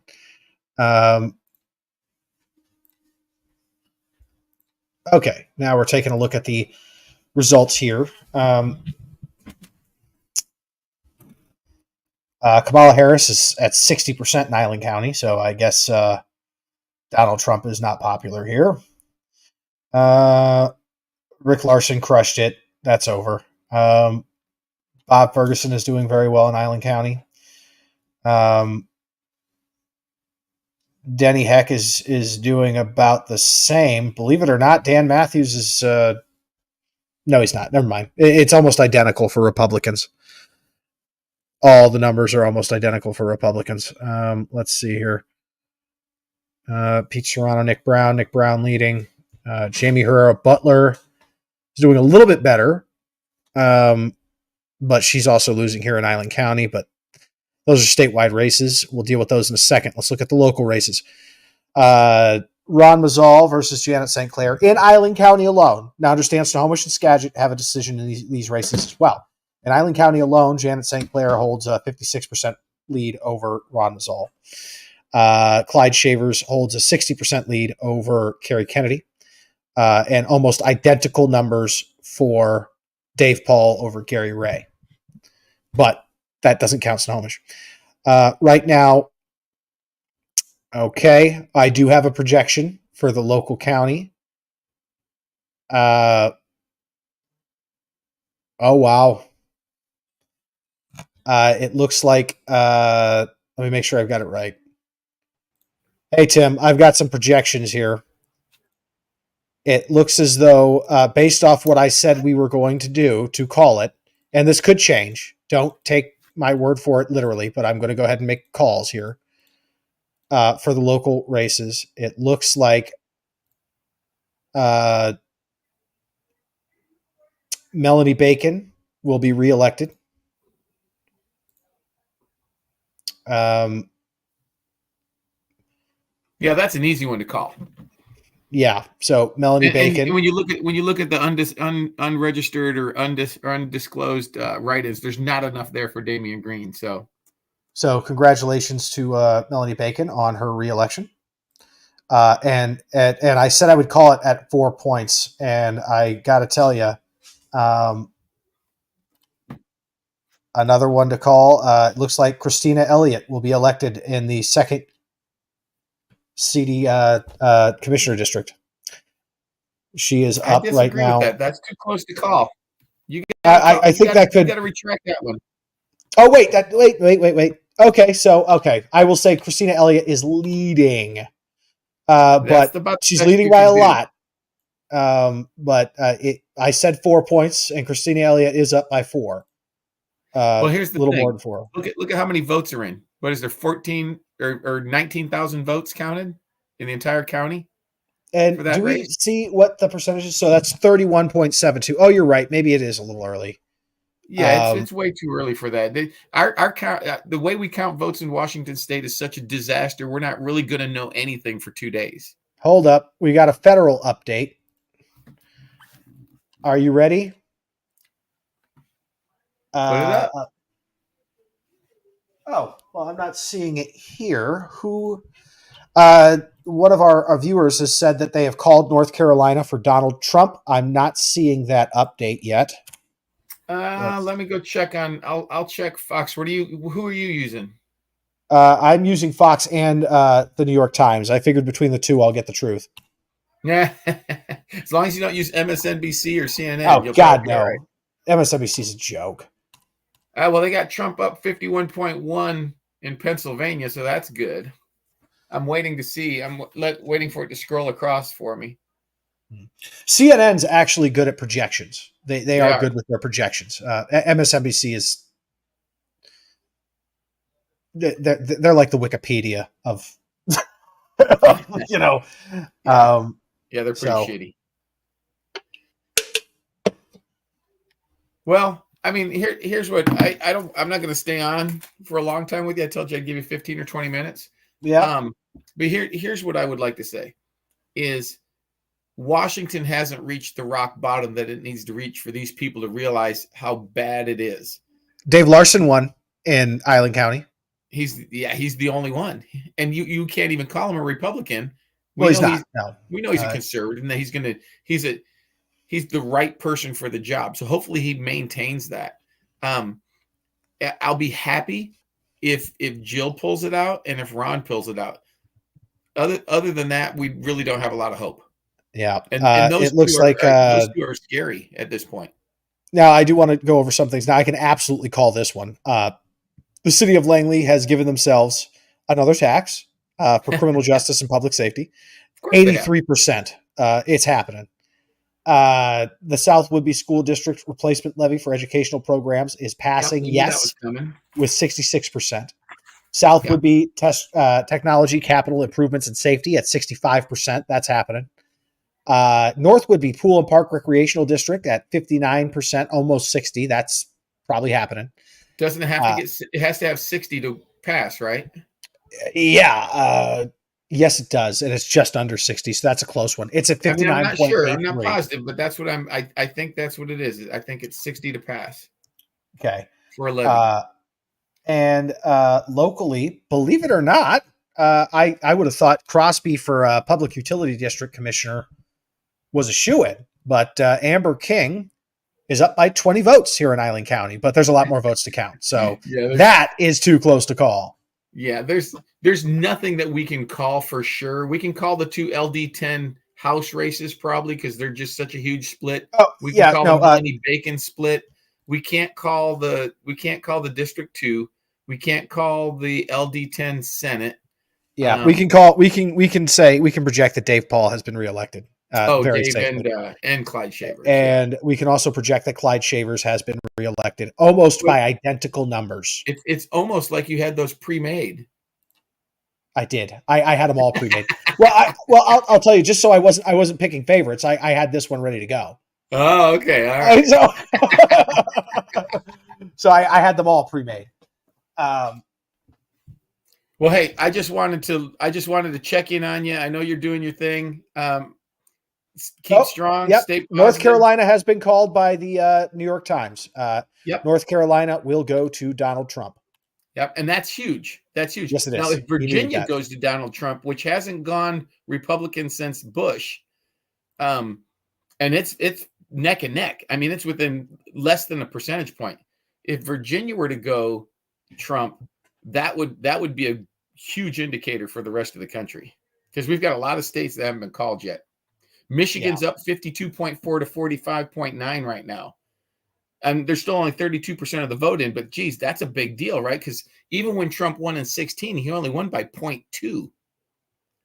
So these are big numbers. Now, mind you, he was up by 5 or 6 points on election night. And then when they stopped counting at 2 a.m. and resumed counting, all of a sudden he was down by 3 and 20, right? But I don't even know what to think about that. But anyway, I just wanted to give you some time. I appreciate you working hard, getting out there.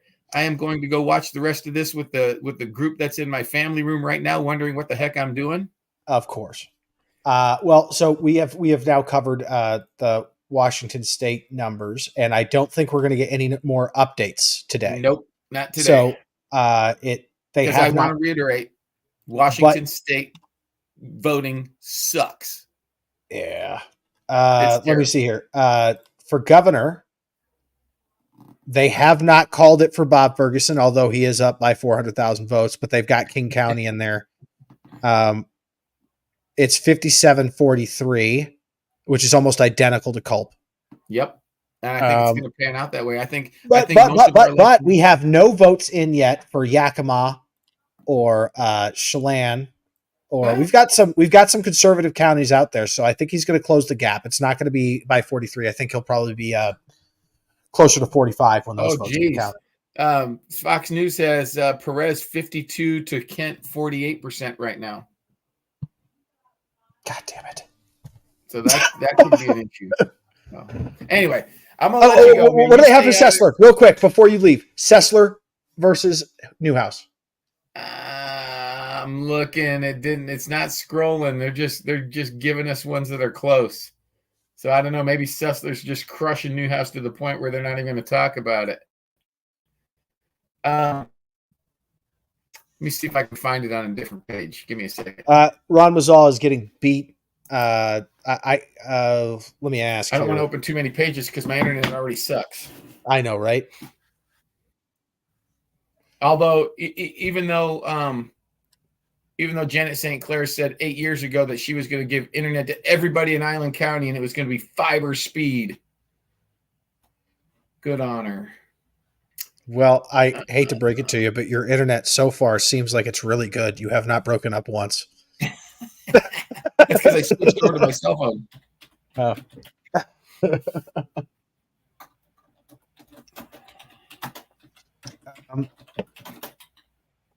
So Eileen Acker, right, my here we friend go. in Virginia, says it's so close in Virginia, I can't sleep until they call it. Eileen, I'm going to ask you real quick. I agree with her. This is an important question. What percentage of Fairfax County has been counted? Because if Fairfax County has been counted and it's that close, you're right. This is anyone's game. If Fairfax County is only reporting 20% in, it's Kamala's.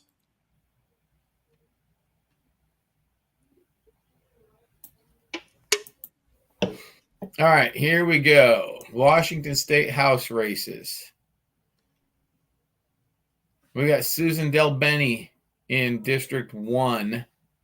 It looks like, oh, come on, get bigger. Yeah, they called it for Susan already. They called it for Rick Larson already. Yeah. They called it for Perez. Yeah. Oh, no, they didn't call it for Perez, but they got Perez up 52% to 48. Let me see here. And they got Newhouse is beating. Yeah, Newhouse is winning as well. But only by 51.7%. So that's a close race.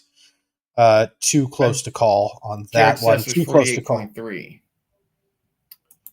Let's see the 8th. The 8th, Kim Schreier looks like she is going that's to. An interesting little deal.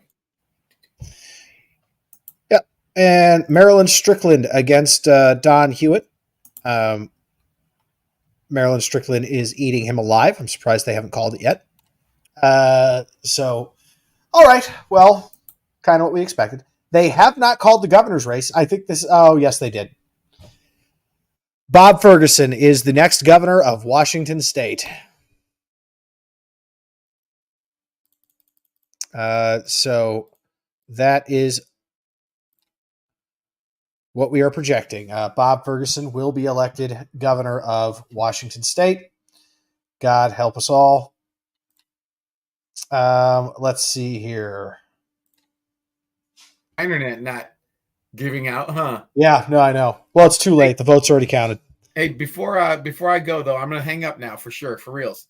Okay. Washington's District 5. Have you heard anything about Washington CD5? Washington CD5. Yeah, it's a Republican district. I think we've got Republicans running for Now it. we got a Republican and a Democrat, and Michael Baumgartner, the Republican, is basically winning 60-40 right now. Yeah, no, we expected it to go Republican. I expect the 5th district is going to stay Republican. That was what's her name? What was that lady who just retired? Oh yeah. No, I just didn't think it would be that big for an open seat. Yeah, that's a big. But yeah. Number. All right. Well, thank you, Tim. Every other CD in Washington is blue, and not by a little bit, but by a lot. Yeah. Well, I thank you, Tim. I'll let you go so that your wife doesn't kill me. And I think that's it for Washington State results tonight. We can declare that in LD10, Clyde Shavers is being reelected. Dave Paul has been reelected. Bob Ferguson is our next governor. And did we see anything on Commissioner of Public Lands? Yeah, Herrera Butler was losing. All right. Well, so Republicans are likely to go 0-12 for statewide races. Yep. Congratulations to us on keeping a perfect record. Well, that's what we want. We want a perfect record. So right now they got Ferguson 56.9 to Reichert's 43.1. And I'll close it with that. Have a good night. All righty, you too. Bye. All right. So Bob Ferguson is the next governor.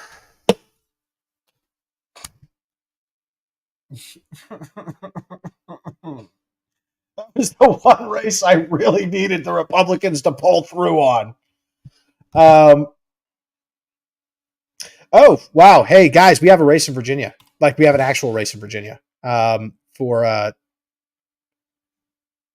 for Trump v. Harris. Harris leads right now, but all of the blue districts have been counted. So Trump could potentially pull ahead. That is a very bad sign for Kamala Harris. I said that would be a bellwether, and it is. Right now, the New York Times has an 89% likelihood of Trump winning. The only battleground state that has been called, to my knowledge, is the state of North Carolina for Donald Trump. But that was kind of anticipated. Everybody kind of expected Donald Trump to win that seat. So this election is not over. What is really interesting to me is that Donald Trump is up by 4 million votes in the popular vote. That is wow. That's different. Yeah. Wow. Yeah, I don't think that's changing. I think Donald Trump can almost be projected the winner of the popular vote now. Now, the popular vote does not matter when it comes to who becomes our president. The person who wins is the person who gets the Electoral College. But right now, Donald Trump is up by over 4 million votes nationwide. So that tells you that people were not particularly thrilled with Joe Biden's presidency, and they did not let Kamala Harris off the hook for the last 4 years. So let's see here. All right, we're going to go into a little intermission. I will come back when we start announcing more states to be called.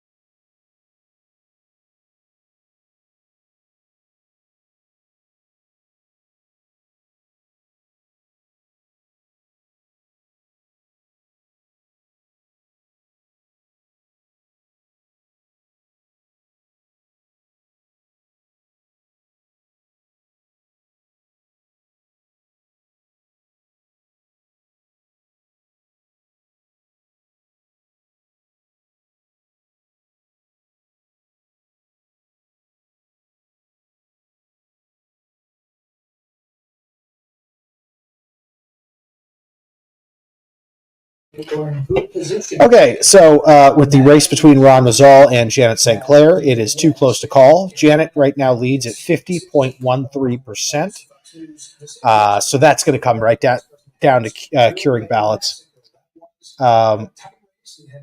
And so we will see. And that's information that I'm getting from somebody else. I haven't independently verified this yet. Trying to do that right now. The state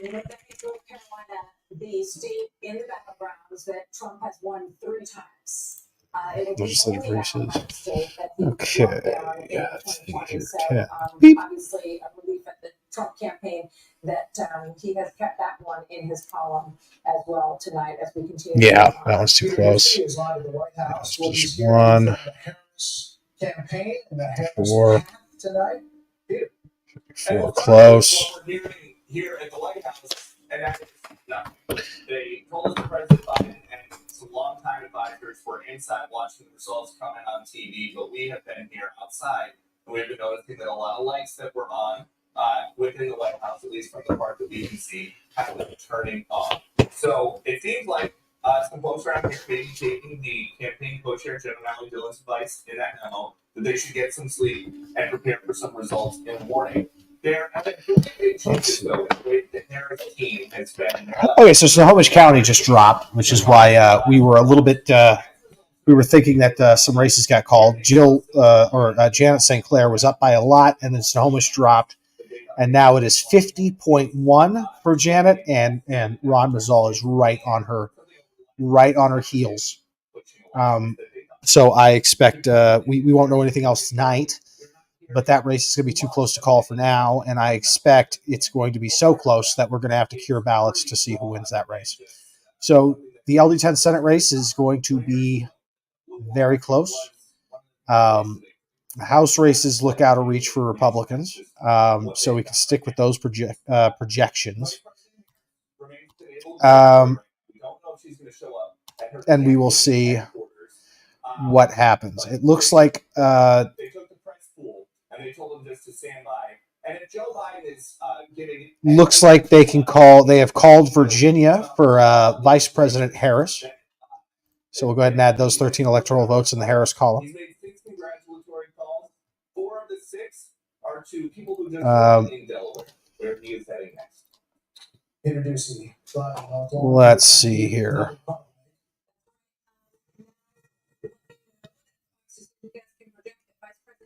Will indeed in the state of Virginia. Much closer. It was a state that. Okay, so we've got Virginia called for Harris. So far, no surprises from the projections. It looks like the only states that are up that have not been called, except for Hawaii and Alaska, are the battleground states. Hawaii is going to go for Kamala Harris. Alaska is going to go for Donald Trump. So no shockers in this race so far. The only thing that surprises me is they haven't already called Minnesota for Kamala Harris with 51% reporting in. She's got a sizable lead. I expect they're going to be able to call that for her very soon. What also surprises me is how come we have nothing reporting in from Nevada. It's the only state that doesn't have a single vote reported. The path to victory is very difficult. His numbers are higher than expected in counties where he should be losing by larger margins in Pennsylvania and Michigan. The third source saying, close to the campaign, I think we're losing this. Hearing word that Vice President Harris may come to Howard University soon, but not for another hour. So consistent with those numbers, Brett, the race, that Senate race in Pennsylvania between Bob Casey and We'll wait for another drop. I expect Georgia is going to drop very soon in favor of Donald Trump. I expect Minnesota to drop very soon in favor of Kamala Harris. And I expect that Arizona is crazy close. I could go anywhere. Didn't do enough on the border. He rejected. That He didn't lay out 0.4% separates them in Arizona. And yeah, they're going to call Hawaii very quickly for Kamala Harris as soon as their polls close, and they're going to call Alaska very quickly for Donald Trump as soon as their polls close. So I think we've got that information. Oh, we can confirm it is official that the Republicans will take the United States Senate. They have won 51 seats. The Republicans will be in control of the United States Senate. So that is very good news for the Republican Party. The House is looking good for the Republican Party as well. Donald Trump looks like he is poised to win the presidency. He's up by millions of votes in the popular vote, which means Kamala Harris missed the mark. She did not capture the Biden coalition at all. So, and now some of that could be because she didn't have time, right? They did a switcheroo. And I think we can go ahead and mark that off as switching your political candidate all the way at the end of the race as a bad idea. So we will see what happens there. So as things update, I will give some more reports, but for now I'm going to go into another real quick intermission.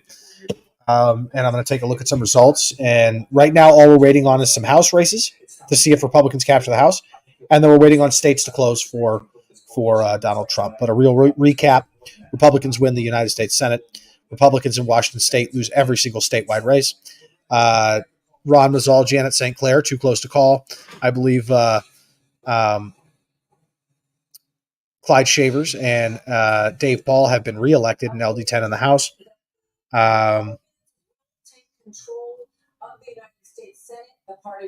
Let's see here. All right, taking an intermission.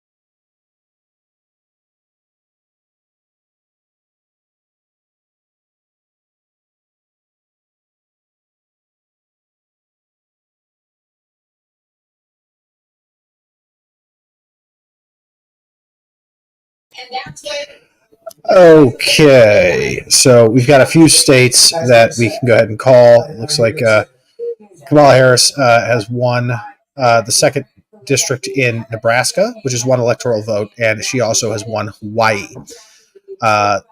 We are still waiting on the rest of the states. I fully expect that Alaska is going to be called for Donald Trump as soon as it closes. So that's not unusual. So now we're just waiting on these battleground states. And the two states that surprise me now, Minnesota and New Mexico. I'm surprised they have not been called for Kamala Harris already. So we will keep updating. I'm going to stay. I'm going to be going back and forth. But as more reports come in, especially when the House of Representatives gets declared, I will be reporting that live as well. And then that's pretty much all we got is just the House. So we're going to be staying on. I'll probably close this out at 10 o'clock. And, so I'll stay in for another 53 minutes and we'll keep updating. But right now, things look very good for Donald Trump getting reelected. Things for the House of Representatives for the Republican Party, right now they are +1. 2 Republicans lost their jobs to Democrats, but 3 Democrats lost their jobs to Republicans. So the net gain for the Republican Party in the House so far is 1. So we have that going on. So real recap federally, Republicans so far a net gain of 1 in the House. So it's going to be a tight House still. Republicans have a chance to landslide the Senate. It's possible that they could have 54 to 55 votes in the Senate, depending on how this ends. And it looks like it's looking very, very, very much like Donald Trump is the next president of the United States, but we are still waiting on some states to be called. So interesting. Great night for Republicans, it looks like, federally. Statewide, total disaster. So in Washington State. So let's see here. For here locally, it looks like Perez is beating Joe Kent, but she was up last time too. I think Joe Kent will creep up on that number. So that's still a possibility. Right now, it looks like Sessler is losing to Dan Newhouse.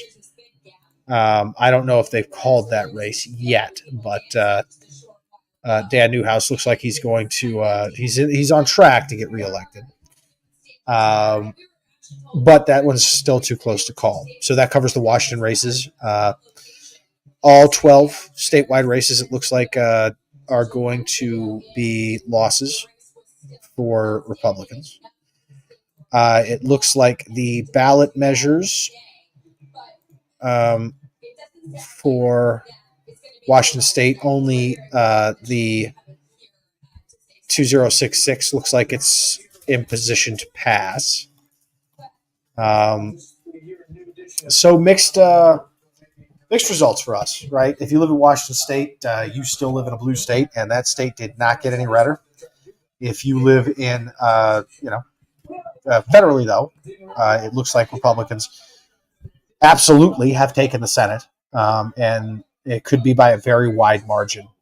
And it looks like Donald Trump has made history as only the second president.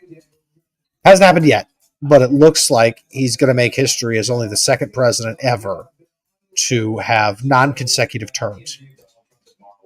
So, the New York Times projects a 90% chance of a Trump victory. I'm beginning to agree. I'm beginning to wonder why states aren't getting called. I think it's almost to the point where they can go ahead and start calling these states safely now. For example, Georgia, 93% in. Trump is up by hundreds of thousands of votes. I guess it's potential there for Kamala to catch up. What really shocks me is federally, In the popular vote, Donald Trump has almost certainly won it. 61 million votes to 57 million. He is up by over 4 million votes. That is the first time that has happened for Republicans since 2004, Bush v. Kerry. So that is an amazing accomplishment for the former president and soon to be president-elect, if unless there's a huge swing. So we shall see. We'll be periodically continuing to update. So where we stand right now is Republicans have won the Senate.